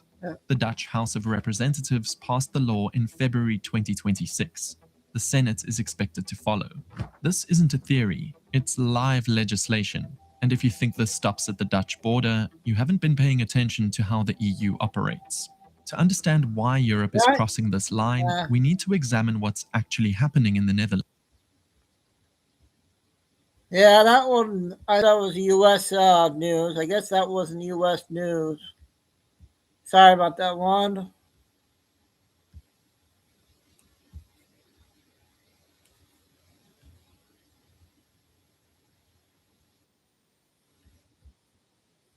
$11. Her. Our thanks to Touch for providing this one. I think it's them, or maybe it was just some rogue reporter. Anyway, the podcast that interviewed her has their Want own me to play bias, that? so she kind of walked into this. But I would just say, Ilhan, probably not the best way to go right about now when you are, no joke, in danger of being deported from this country if you're not jailed for 20 years first. Watch. Pathetic as Pete Hegseth at this point. We've been watching his press conferences. He's saying all these crazy things. I mean, what can you say? He's always been pretty pathetic. It pains me as a Minnesotan that that's the person that we have in the administration, and I just hope he gets replaced because he's an embarrassment on a national, international stage for us. Any comment on? It's so easy to become a podcaster with Riverside. First, go to Riverside and open an account. When you're ready to record. Well, we kind of hope you get replaced rather soon or deported rather soon yourself. Pete Hegseth is from Minnesota, Forest Lake, Minnesota. And so they have that in common, but that may be just about it. So she's trying to say, okay, he's not very smart. I think it's like, what, Harvard and Princeton in his pedigree, and worked on Wall Street before he went into the military. Not that that's the be all end all, but let me just say, like, the guy's pretty smart. Okay. I worked with him for a lot of years. I know his intelligence level just based on what I saw on a daily basis. I am sure he is smarter than you, Ilhan Omar. And by the way, let's just say you're not that smart given what you did on the whole marriage. Second time around, marriage number 2 to the second Ahmed, the first Ahmed. Maybe he was the love of your life. He's the one you had the kids with, including still having kids, as I understand it, while married to this guy, which is why everybody's thinking that, maybe you committed some kind of fraud here. Doesn't even need to be your brother. No, I mean, the president thinks it is, but it does not need to be your brother, Ilhan Omar, for you to get deported. Because if you had a sham marriage, full stop, you're out. Okay, that's like about as bad as it can get. We heard Harmeet Dillon, who runs the Civil Rights Division at the DOJ. She's good, by the way, but Jeanine Pirro might be even better. One of those should, if Pammy ever gets replaced, I think one of those would be really, really good at the gig. Anyway, Harmeet told us, yeah, they're looking into her. They're looking into her big time. Not my division because I'm civil rights, but I can tell you they're looking into her. And this has all been publicly reported. And then, of course, the president this week came out with this bazooka. Watch. That means she's here illegally and she's a congresswoman. And I hope you're going to be looking at that, or somebody is, all right? Because she's one of the ringleaders here. She's bad news, really bad news. She's so bad for our country. Anyway, JD, please say a few words. She's so bad for our country. Yeah, I mean, like, look, what they've got to try and prove here, what they've got to prove is that she may have had some kind of money grab in the $250 million feeding our future scandal that was introduced by her and that her entire district was involved in. She has yet to admit any kind of real even concern for that. I mean, her only excuse is, well, hey, they made the money that easy. I'm sorry, Ilhan, that doesn't make it right. I mean, maybe in Somalia with pirates, it makes it right, not here in the United States of America. So Ilhan Omar, definitely not a good time to pick a fight with the Pentagon. The president has already made this clear. He's out to find all the corruption, and that would include the corrupt fraudsters that have already gone to jail, 79 of them to be exact. The 79s just went like last week to jail there in Minnesota. One of them, by the way, worked on your campaign, Ilhan Omar. That's concerning, especially given that the hubby number 3, ran the campaign. A little too close for comfort, if you ask me. Here's the president. Why do you suppose that the leaders in recent memory haven't looked at the systemic amount of fraud that's taking place? And because they're crooked. They make money. They gain power. They use it for power. Like with the Somalians, they vote in a block, 100%. They make a deal with the Somalians. They all vote because they're on a gravy train. It's coming. It's money first, power second. A lot of people say power first. No, it's money first, power second. Do you ever see where like Mercedes? People come over from Somalia, they have no money, and now they're buying Mercedes-Benz cars. Okay, it's more cash goes out of the Minnesota airport than any other place in the world. Or so. We're going to find it. And Minnesota is really bad. The governor's corrupt. The attorney general is totally corrupt, just like the New York State attorney general, Letitia James. She's a highly corrupt person. Bragg, the DA, is a corrupt person. They're all corrupt. These are corrupt people. And we got too many of them in our country. And we have to expose them, and we have to catch them. And if these two guys can't, these are high IQ people. I've always liked high IQ. These are high IQ people. If they don't do it, we're going to go a long way, fellas, to find somebody else that's going to. We have no choice. If honestly, and they may not do a good job. If they don't do a good job, thank you, sir. It's possible. If they don't do a good job, the country's sort of in trouble. Yes, go. Yeah. So Ilhan, obviously front and center in all of this. At present, there is an investigation into her husband by the House Ethics Committee. Comer has made a big deal of this, James Comer. And now you have Senator Schmidt saying, hey, we gotta move forward with this. He's been a huge critic of hers, and he wants to yank citizenship from criminal migrants. So in other words, if you came to this country and you got caught up in that Ilhan Omar feeding our future scam, then Senator Schmidt, he wants to take you down, and he's not the only one, okay? He's arguing that, you've committed fraud.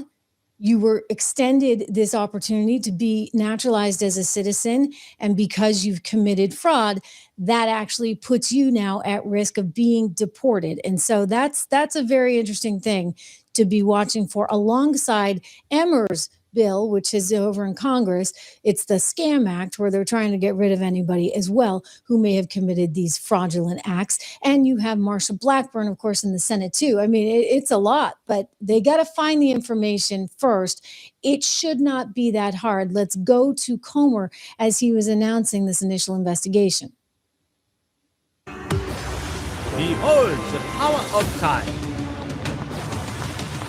Look at I mean, it looks very suspicious when you have millions of the Somali cash just flying all over Minneapolis with no scrutiny whatsoever. Wasn't there also a vineyard involved here? The husband's involved in the wine business? Yeah.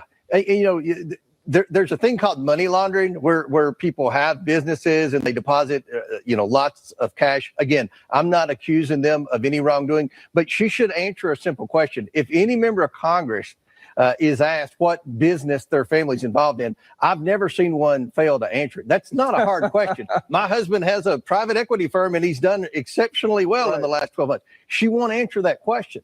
And everybody in America suspects foul play here. Right. And again, we're going to find out. It's not going to be hard to figure out what business he's in and where the money came from. So that's going to be a central part of our entire Minnesota fraud investigation, because she is the leader in Congress, in the district, in the congressional district where the overwhelming majority of the welfare fraud is taking place. Her name, as well as the Attorney General Keith Ellison's name, have been mentioned as people of interest. I'll put it like that, Jesse. So we're gonna follow through on this, and I think she's gonna have some difficult questions answered. All right. Well, Okay, well, we want the questions answered, right? Specifically, how the heck did you get $30 million net worth? I mean, she declared it. I think she'd be smarter than to actually declare it, unless somebody said to me she had to declare that. They actually had to put a very high valuation on Rose Lake Capital, the venture capital firm that her husband had, if you wanted to be able to justify what some people might be paying for these shares in Rose Lake Capital. You'd have to put a high valuation on it. So you just make up a number because, they're paying big bucks. Well, what are they paying for? What is the company really investing in? Like defunct wineries that don't have any vineyards? What is it that's actually going on there? What are the actual businesses? So they're actually going to be able to find out a lot. And I think this guy, who's a Democratic operator, along with his business partner, who's another Democratic operator, both of whom have actually faced legal action previously because of allegations of things like fraud in their previous businesses. I mean, this is not a good set of facts for one Ilhan Omar. She ought to have a little better selection in the men she decides to marry, whether it be the alleged brother or the alleged fraudster. Maybe she'll say, oh, I didn't know, it was pure romance. I had no idea he was doing this. Huh. I mean, what a loser. The guy didn't even pay his taxes. Look at this. Forbes reported this $403,000 in back taxes for this firm. I'd like to know how it's making its money. Seriously, how is it making its money? I mean, we know how he makes his money. He works for her, and she pays him $2.8 million. Unheard of for a campaign manager. I mean, that in and of itself is hugely fraudulent, because she's effectively taken all that campaign money from anybody who will donate to her little campaign, and she's given it all back to herself vis-a-vis Timmy Minette, the new hubby number 3. Unbelievable. Ilhan, I really wouldn't tempt fate any more than you have. Hey, another Twitch show video.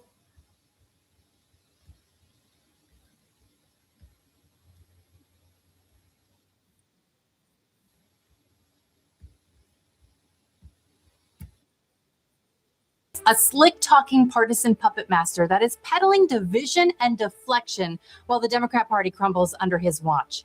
But this morning on CNN, that notorious echo chamber of leftist activism that is masquerading as journalism, something unexpected happened. In a rare flash of unfiltered honesty, anchor Pamela Brown called out Jeffrey's blatant hypocrisy and lies, not just once, but multiple times. And that's not all. Press Secretary Caroline Leavitt, she fires back at the media, shutting down their latest manufactured hoax, while the White House drops a major announcement that could change the autism conversation forever. All those headlines and much more right here on The Carrie Lane Show. As always, make sure you like and subscribe to the channel. Now, Hakeem Jeffries went on CNN this morning thinking, he was just going to spin his way out of trouble. Instead, he walked out exposed, humiliated, and desperate. Jeffries was pressed on President Trump's explosive Truth Social post that he did over the weekend, and then unbelievably ramped up the rhetoric about attacking our Supreme Court justices. But here's the shocking part. CNN actually stepped up today. They acted like journalists. They pushed back on Jeffries, and they held the Democrats' feet to the fire. That alone should tell you just how outrageous his comments really were. So let's start with Trump's post, where he ripped into the all talk, no action frustration that the American people demanding accountability for people like Letitia James, Adam Schiff, and James Comey are now feeling. So the president writing in part, quote, "We can't delay any longer. It's killing our reputation and credibility. They impeached me twice and indicted me 5 times over nothing. Justice must be served now." And when CNN asked Jeffries for his reaction, you could practically see the panic set in. Watch this. There is absolutely zero basis for Trump's Department of Justice to go after and prosecute Attorney General Tish James or James Comey or Senator Adam Schiff or Federal Reserve Board Governor Lisa Cook. No basis at all. This is all a political witch hunt being led by a president who is bent on revenge. And that statement that President Trump made initially is Exhibit A for why this is a malicious prosecution. And it would be my expectation that if, in fact, they can convince a grand jury to bring charges, which I don't believe they will be able to do, and if, in fact, you have attorneys violating their oath to actually administer justice in a fair and impartial way and indict these members, I believe any charges will be quickly dismissed and that everybody involved should be held accountable. Zero basis? That's rich. Because these are the same Democrats who raided Mar-a-Lago, the same Democrats who indicted the president 5 times, and the same Democrats. Today, we're going to expose Hakeem. Okay, that one.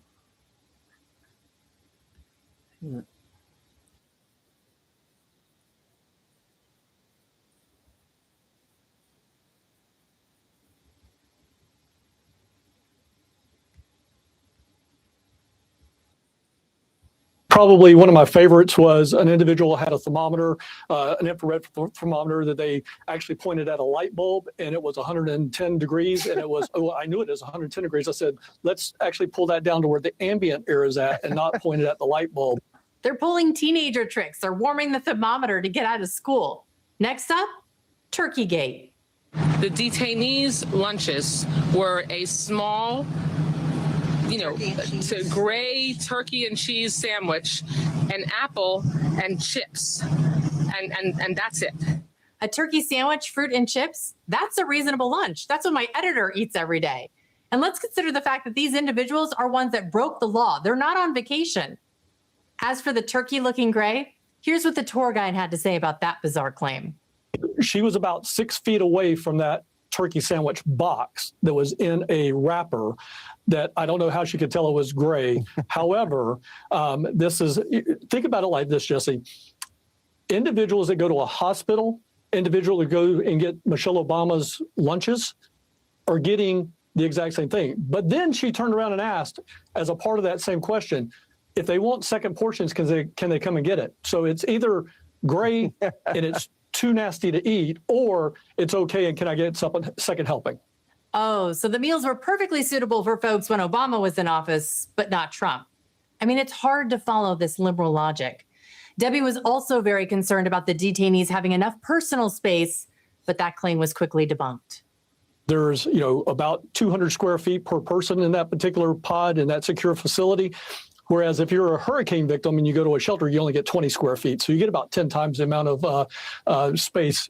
That's not the only fight the left is putting up. They're also still lashing out over the Epstein files. There's reason for the American people to be concerned as it relates to what information has not been released that could be damaging to the Trump administration and the friends and family of the Trump administration and their billionaire corrupt supporters. And so they're actively engaging in a cover-up. It's downright comical watching these Democrats suddenly clutch their pearls over a supposed cover-up after they spent the last 4 years running interference for a president who sometimes didn't even know what planet he was on. Even Bill O'Reilly is calling out the nonsense. This is how disingenuous that comment was, and this is what infuriates me about these people. Jeffries knew the Biden administration had exactly the same thing the Trump administration has on Epstein. Exactly. Right. They spoke with the gentleman who toured these. Okay, I got 2 more short ones, and then darn it, I don't know what I'm gonna do. I guess I gotta continue. There's Billy Bean just came out, Carol, 28 minutes. Oh, and I had a 5-minute Kennedy video. So we'll see how long I can go.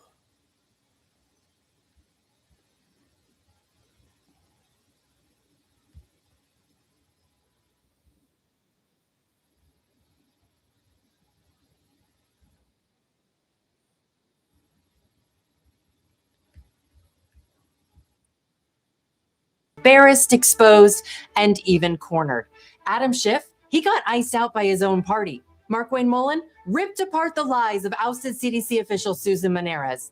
And Kash Patel, he brought the heat like we have never seen before. Meanwhile, over at ABC, they are under fire for bizarrely romanticizing the messages of Charlie Kirk's alleged assassin.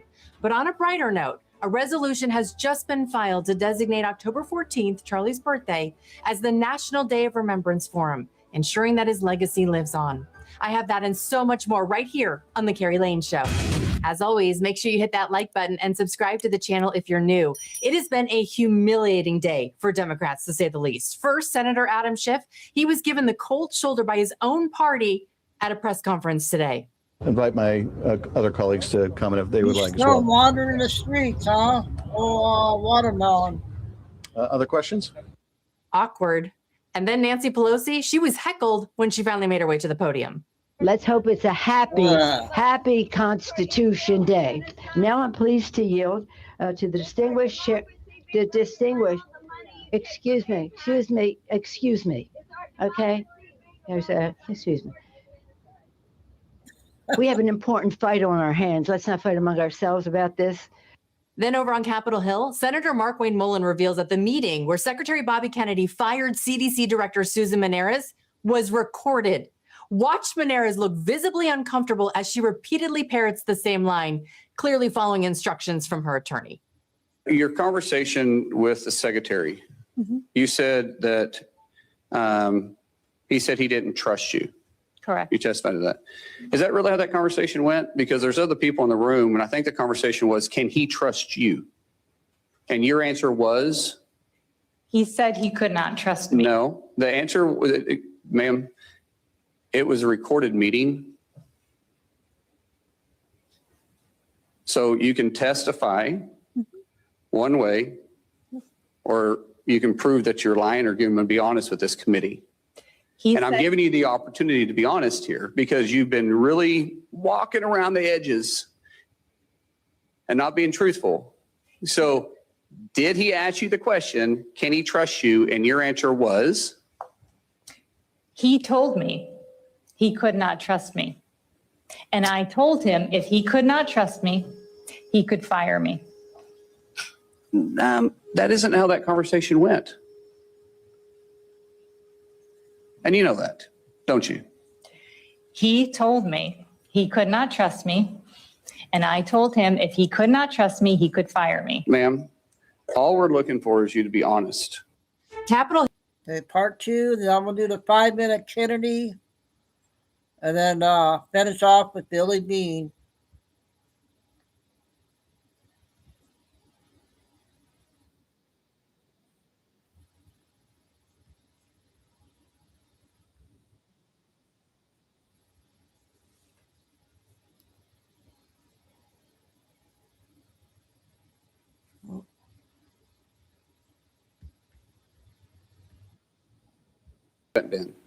Play the tape. Play the tape. You know, it is just a matter of time before the audio is released, and you better believe I will have it for you here once it's available. Now, while Menares was drowning in her own lies, Kash Patel was kicking butt and taking names. He too was on Capitol Hill today for day 2 of his hearings, and boy, was he even spicier today. Watch this exchange. Your tenure as director of FBI has been somewhat problematic.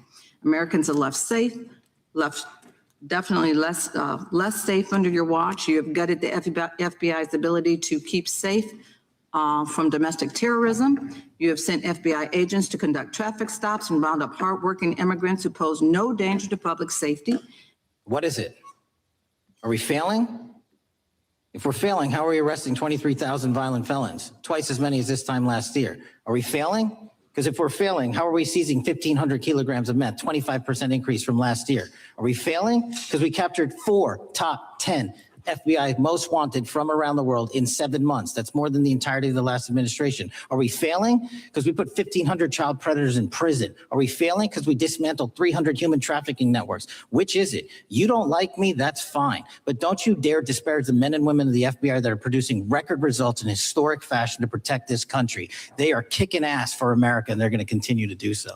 And that was just Kash warming up. Here comes Eric Swalwell, the senator best known for sleeping with a Chinese spy, leaking classified information, and pushing the Russia hoax. Well, he decided his top priority is the Epstein files. Funny how the left didn't care about this for 4 years under Biden, but now suddenly it's their crusade.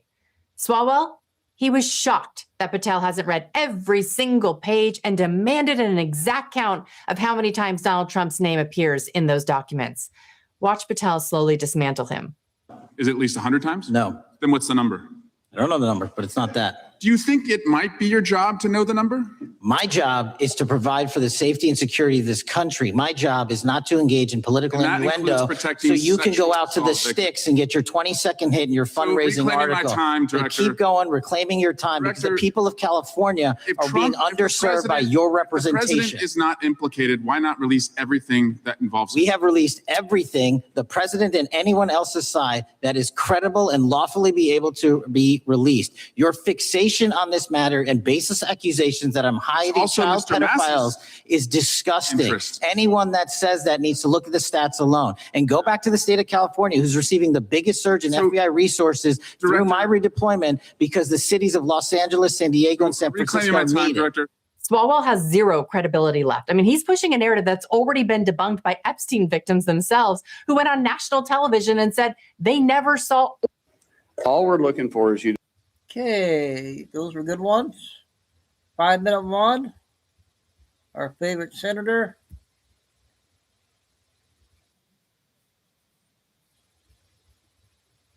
I just found this one. Implemented racial quotas in hiring. Senator, I'm not quite sure what you're talking about. Yes, I do disagree with yes, the you do. suggestion that. Yes, you do. You know perfectly well what I'm talking about, counsel.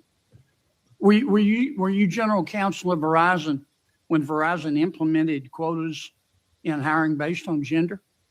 Senator, I'm not aware of Verizon ever implementing quotas Sure you are. in hiring. That's based on illegal, gender. isn't it? You know it's illegal, don't you? I understand it's illegal, Senator, and I'm not aware of Verizon ever having done that. Yeah. Well, you took con law. I did, Senator. Okay. Were you in the Frisbee or in the quad playing Frisbee during the part about you can't discriminate against people on the basis of race and gender? Senator, I'm well aware you cannot discriminate on the basis of race or gender. Were you To my general, knowledge, Verizon has never Were you done general counsel when you required all your employees to go to classes based on to teach them about critical race theory, including, quote, systemic racism, white fragility, and intersectionality? Senator, that has never happened. Yes, I did. You're under oath, counsel. All right, so you got this subpoena from Jack Smith for senator's records. Did you know who Jack Smith was?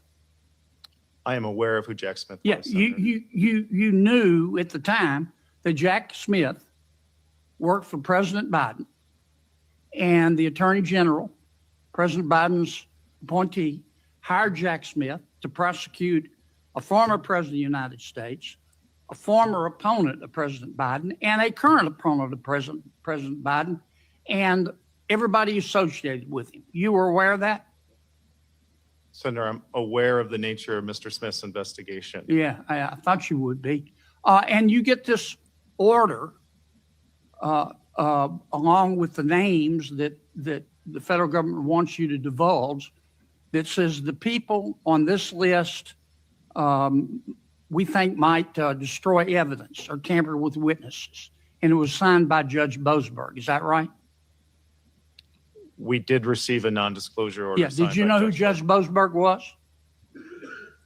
Senator, I was not involved in reviewing that non-disclosure Oh, order, you did. but Is general counsel? I am aware of who This Judge was just Boasberg a is. frivolous thing to you. Were you aware that Judge Boasberg hates Republicans like the devil hates holy water? Senator, I do not know Judge Boasberg, Yeah. and I'm not aware Boasberg. of who he hates. Okay. Did you look up the names of the people being subpoenaed, whose records were subpoenaed? In responding to the subpoena, Senator, we produced the subscriber names. Did you look up the names? See who they were? Personally, no.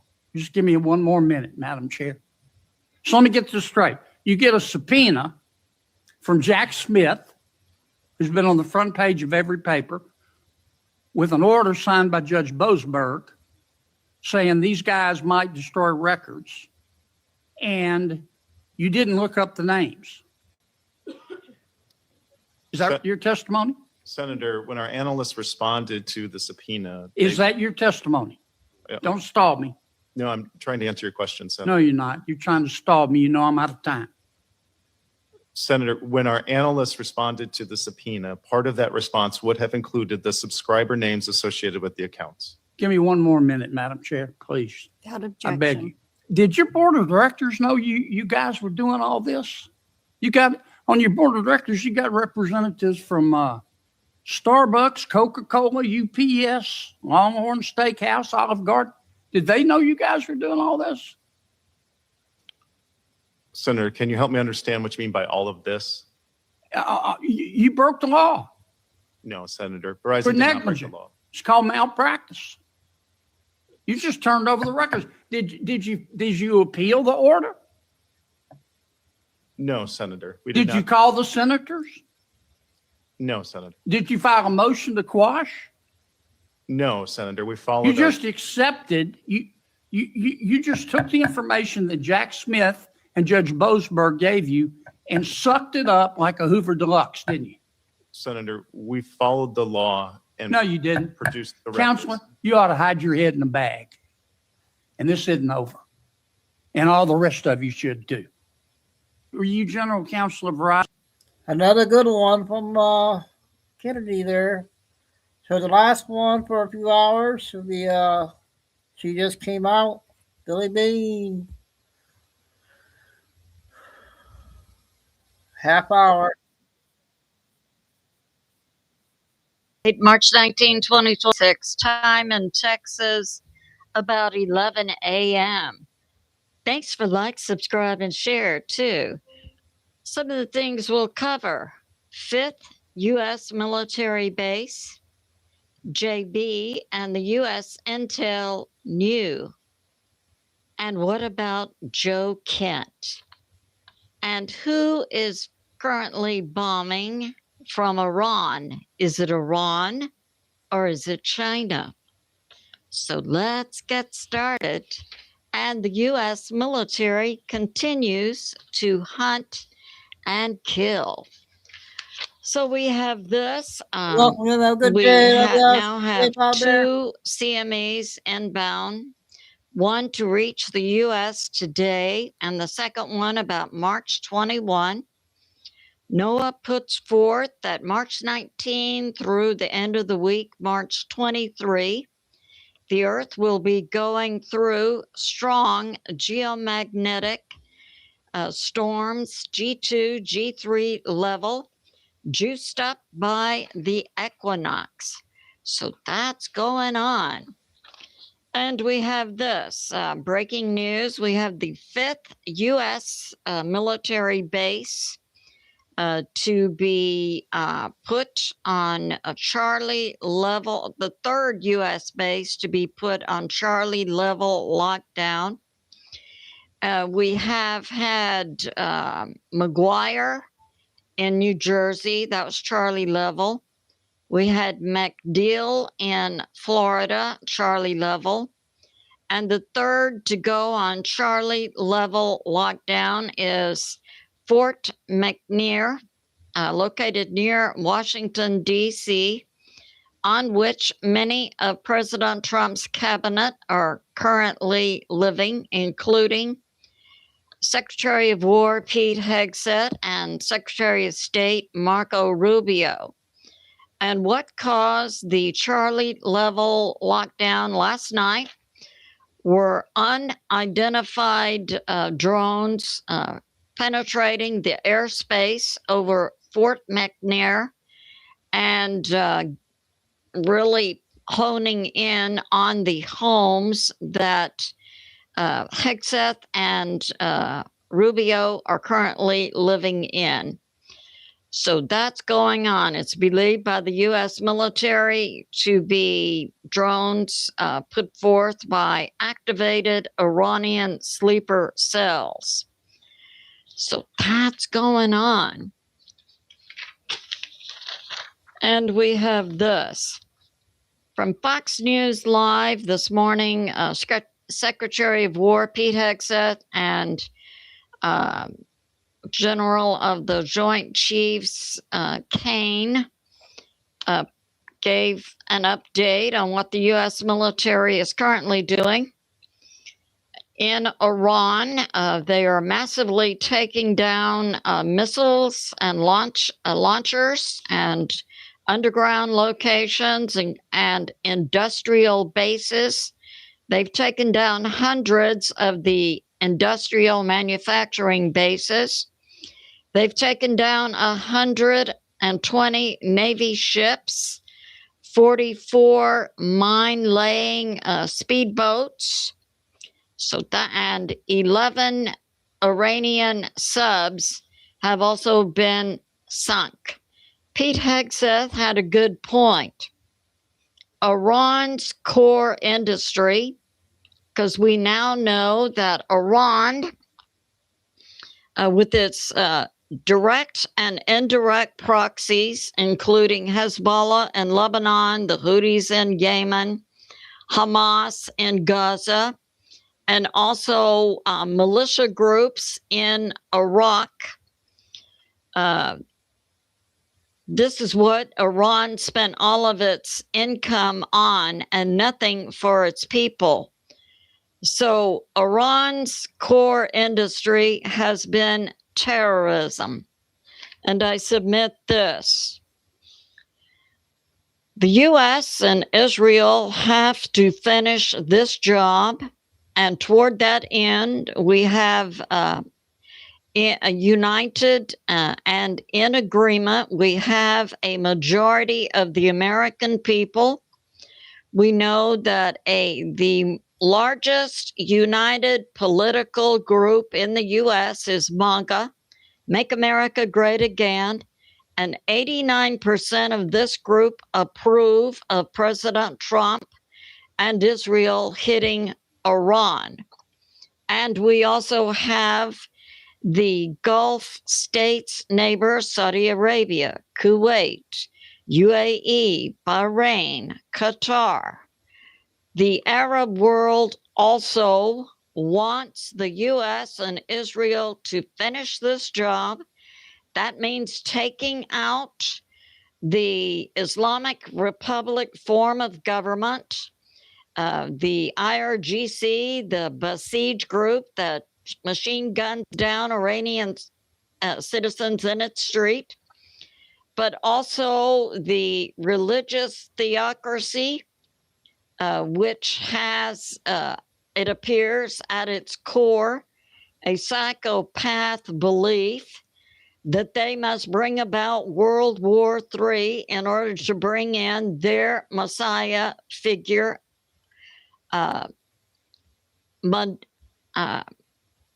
I can't think of his name right now, but I'll think of it. But at any rate, we do have agreement by a majority of the American people.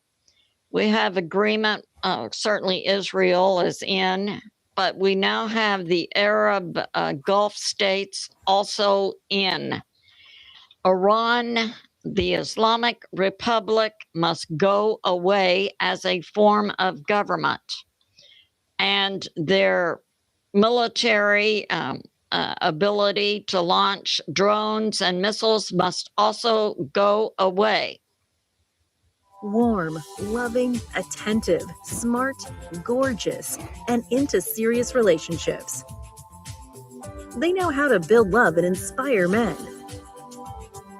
Slavic ladies don't care about the age difference. And God dang it.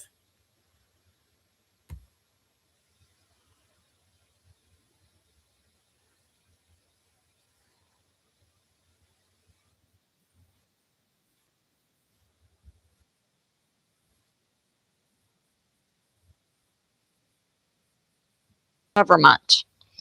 And their military ability to launch drones and missiles must also go away. We have from U.S. CENTCOM that the U.S. military is now striking deeper and deeper into Iran, and that yesterday along the southern coast, the U.S. military dropped 5,000-pound bombs. That's to aid in the U.S. regaining control of the Strait of Hormuz so that oil can flow to the rest of the world. The U.S. military continues to hunt and kill ammo depots, and they've taken out 120 Navy ships plus 44 mine layers. And yesterday, due to the control of the Iranian airspace, the U.S. military then could add in the use of Apaches and A-10 Warthogs. And they've also taken down hundreds of speedboats in the Strait of Hormuz and the Persian Gulf. We also have yesterday been taking down the Iranian proxies, militias in Iraq. The U.S. military in the past 48 hours has made 90 hits on the Karg Island. So that's going on.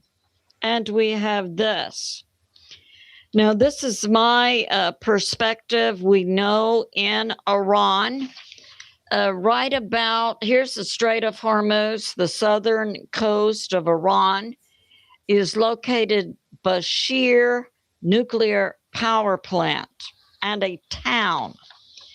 And this nuclear power plant was paid for, built, and operated by Russia. They had 600 technicians in that area. And then when the U.S. Came in to hit Iran, Russia shut in the nuclear power plant and evac'd its 600 technicians from Bashir.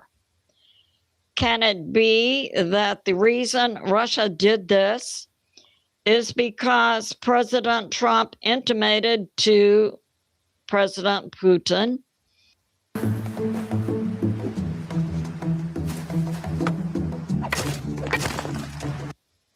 that the U.S. hitting Iran would increase oil prices and that the U.S. would take the sanctions off of Russia, which dramatically helps the Russian economy. But I submit this Bashir nuclear power plant, paid for, built, and operated by Russia along the southern coast of Iran, wouldn't that be a great place to enrich uranium? Just saying. And now we have this. So the JB Commie Dem regime and U.S. Intel knew by the spring of 2020 that there had been in the U.S. in the presidential election of 2020 a coup, an overthrow of the U.S. government, and that JB had not been elected, but rather President Trump had been. So now this information is coming out. It's being put forth by Just the News and Joshua Phillip of Crossroads, that the U.S. and the UK are releasing this information, that in 2020, China had hacked the voter rolls in both the US and UK, and that China and the US had also hacked driver's license data in the US. Now, during the 2020 US presidential coup, several instances came about where packages containing thousands of U.S. driver's licenses were intercepted. I know one shipment was going from, I believe, New York to Pennsylvania, and we know Pennsylvania is a swing state. And I don't recall the other location, but it was determined by the U.S. Intel that these fake driver's licenses were going to be used by various people to put in fake votes. But now we have this information coming out publicly that the U.S. presidential election in 2020 had been rigged. A coup had taken place, aided and abetted by China. And we have this. And I have been putting this information out since 2020. There were multiple nations involved in this coup in the U.S. in 2020.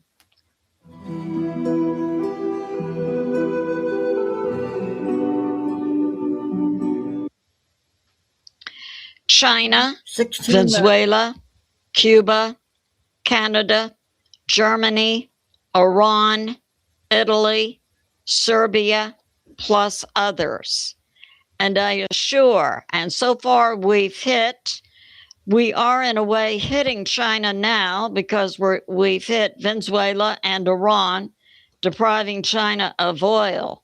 Cuba's on the hit list, so is Canada, Germany, Italy, and Serbia. And I assure you, President Trump has a hit list, which he is checking twice, as do the American people, including the majority of the largest political united group in the U.S., MAGA.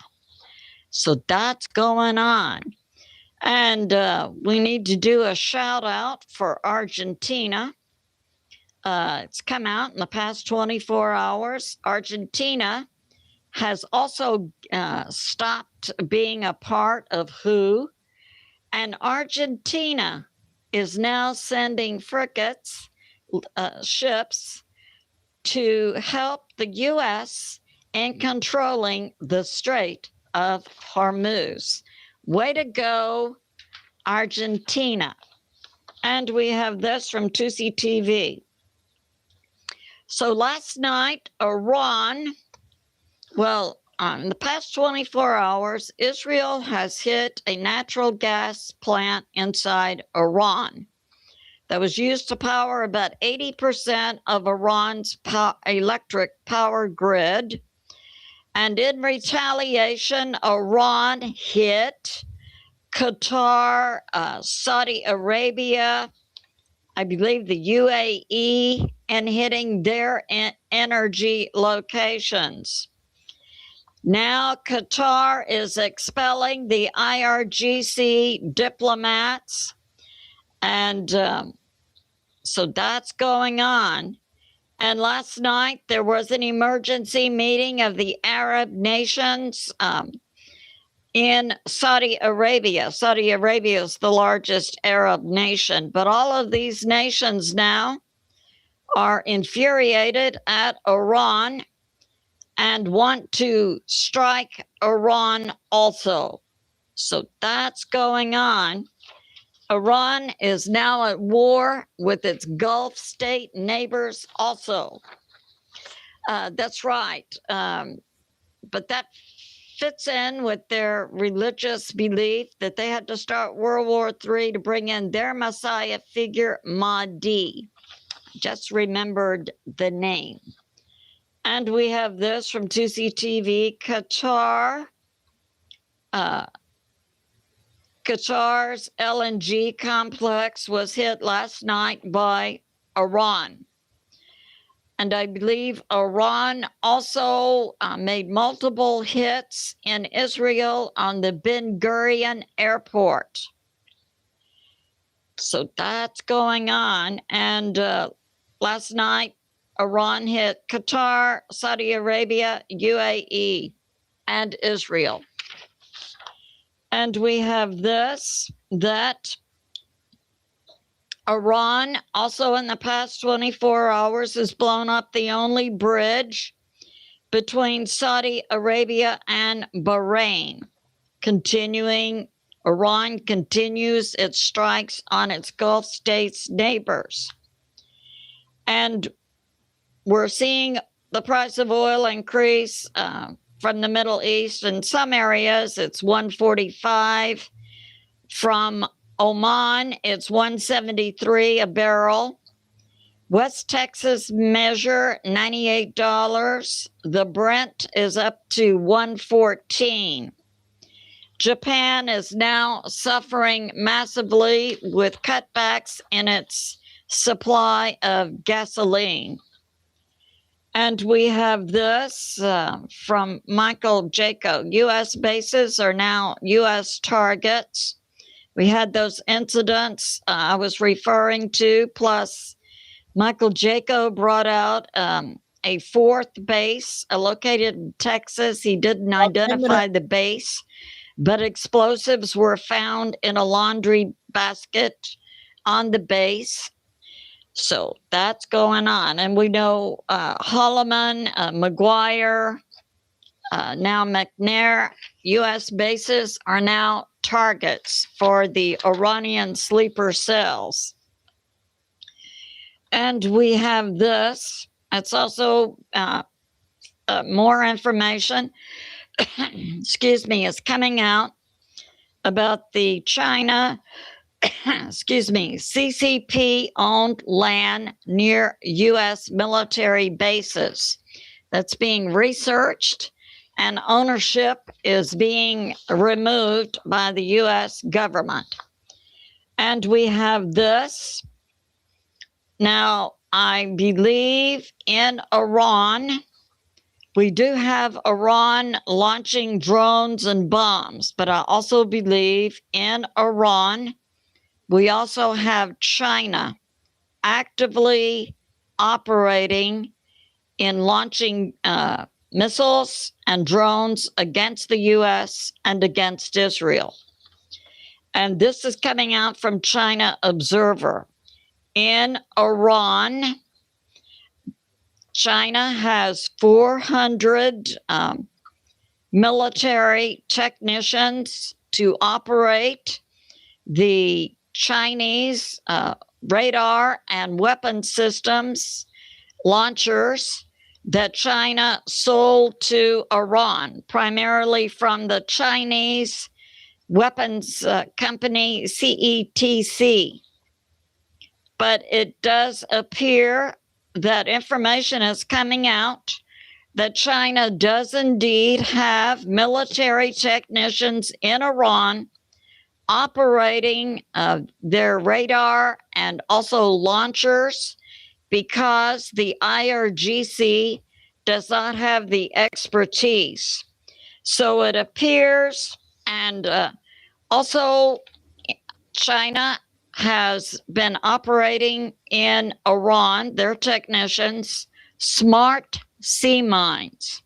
So that's going on. So we see the U.S. and Israel fighting against both Iran and China on a kinetic basis. And we have this. During a recent CCP meeting in China, we have Xi suggesting that China turn the U.S. and Israel conflict against Iran. 7 minutes. Okay. Xi was in a CCP meeting. A video is coming out showing the words coming out of Xi's mouth. China and Iran should turn the U.S. and Israel conflict against Iran into Afghanistan. So we see now information coming out. China has Chinese military in Iran launching missiles and drones and smart sea mines against the U.S. and Israel. And in China, we have the president of China, Xi, calling the shots for the Chinese military in Iran. So we see that China is also much more than a participant. They are actively killing U.S. military. No wonder President Trump canceled his trip to China. And we have this about Joe Kent. Okay. So when I first heard that name, Joe Kent, it really didn't ring a bell with me. But Joe Kent works for President Trump's Director of National Intelligence, Tulsi Gabbard, as her Director of Counterterrorism. Now, Joe Kent is a military veteran with many military honors. He served overseas, 11 deployments. He's also a U.S. military Gold Star husband because his wife was also killed. She was in the military, and she was killed in a combat situation in Syria a few years ago. Now, we saw Joe Kent come out and say he was resigning from his position because he didn't agree with President Trump. And he stated that Iran did not pose a threat to the U.S. Now it's coming out that since the Iran conflict began, Joe Kent had been locked out of the presidential briefings since it began February 28th. And now it's coming out that he was locked out of the intel briefings about Iran because prior to that time, so that began February 28th, we don't know, early in February, January or so, the FBI had been investigating Joe Kent for releasing classified information. So that's going on. That's be back at 5 o'clock. Okay. Guys. And what would have caused Joe Kent to turn from being a U.S. military hero to being a traitor is unknown to me. So we do know he had a varied political affiliation. When the Democrats were in power, he was a Democrat. When the Republicans came to power, he joined the Republican Party. So who can say what goes on inside someone's mind? And we found out before he resigned, he had lined up an interview with Tucker Carlson. So that's going on. And we had information coming out about the FBI investigation. We had several sources. Oh, Lucy, well, I changed it's going to be 2 hours, but Billy Bean came out with 28 minutes. I was going to stop at the 2-hour mark, but so I don't have to play it. But I'm going to go 5 for the second one, the 5 to 7. No later than 7:30. So yeah, the next one will be 5. We'll go 2, unless Billy comes out with another one, or any other big one comes out. There was 2 shootings today, including Breitbart. And we had also Carolyn Levitt. I don't believe she mentioned the FBI, but she did detail some information about his resignation. And so that's going on. And now we have this. Yeah, so some of my sources for this information on Joe Kent, I had Officer Tatum, Benny Johnson, Carolyn Levitt, Breitbart. Yep. And Breitbart had a White House correspondent who had 3 sources about Joe Kent being investigated by the FBI. So, yeah. And now we have this. Yeah, 89% of MAGA support President Trump's moves against Iran. But we see now, and I've been putting forth that President Trump had a brilliant plan to take down our number one enemy, China, by first depriving China of oil, by taking Venezuela and now Iran. But we have this new information coming out that Chinese military are actually in Iran operating missiles and launchers and drones and smart sea mines against the U.S. and Israel. Looks like we have another And troll that in the in China, house there, the Carol. president of China, Xi, is calling the shots for the Chinese military in Iran. And we also see that more information is coming out about the 2020 U.S. presidential coup. And now we see God, the American people, and President Trump going against these nations that brought about a coup in the U.S. in 2020. Venezuela, Cuba, Iran, China, Canada, Germany, Serbia, and more, Italy, and more. So that's going on. As I said, the American people and President Trump have a list, and we're checking it twice. It is good to be in prayer for America, President Trump, the U.S. military, and world peace. I love you, and I'll see you soon. Okay, we got that one done. So that's going to wrap it up till 5. Have a good few hours. And God bless everybody. Love all, but repeat it like. Thanks to the mods. We got Carolyn and Lucy in. Kay probably was busy. So I don't know that name, Joshua, but you're not responsible. I don't know what you're up. But we'll be keeping an eye on you. So stay safe, stay strong, keep the faith. Never give up. Signing off, Chico New for show number 1, and be back at 5.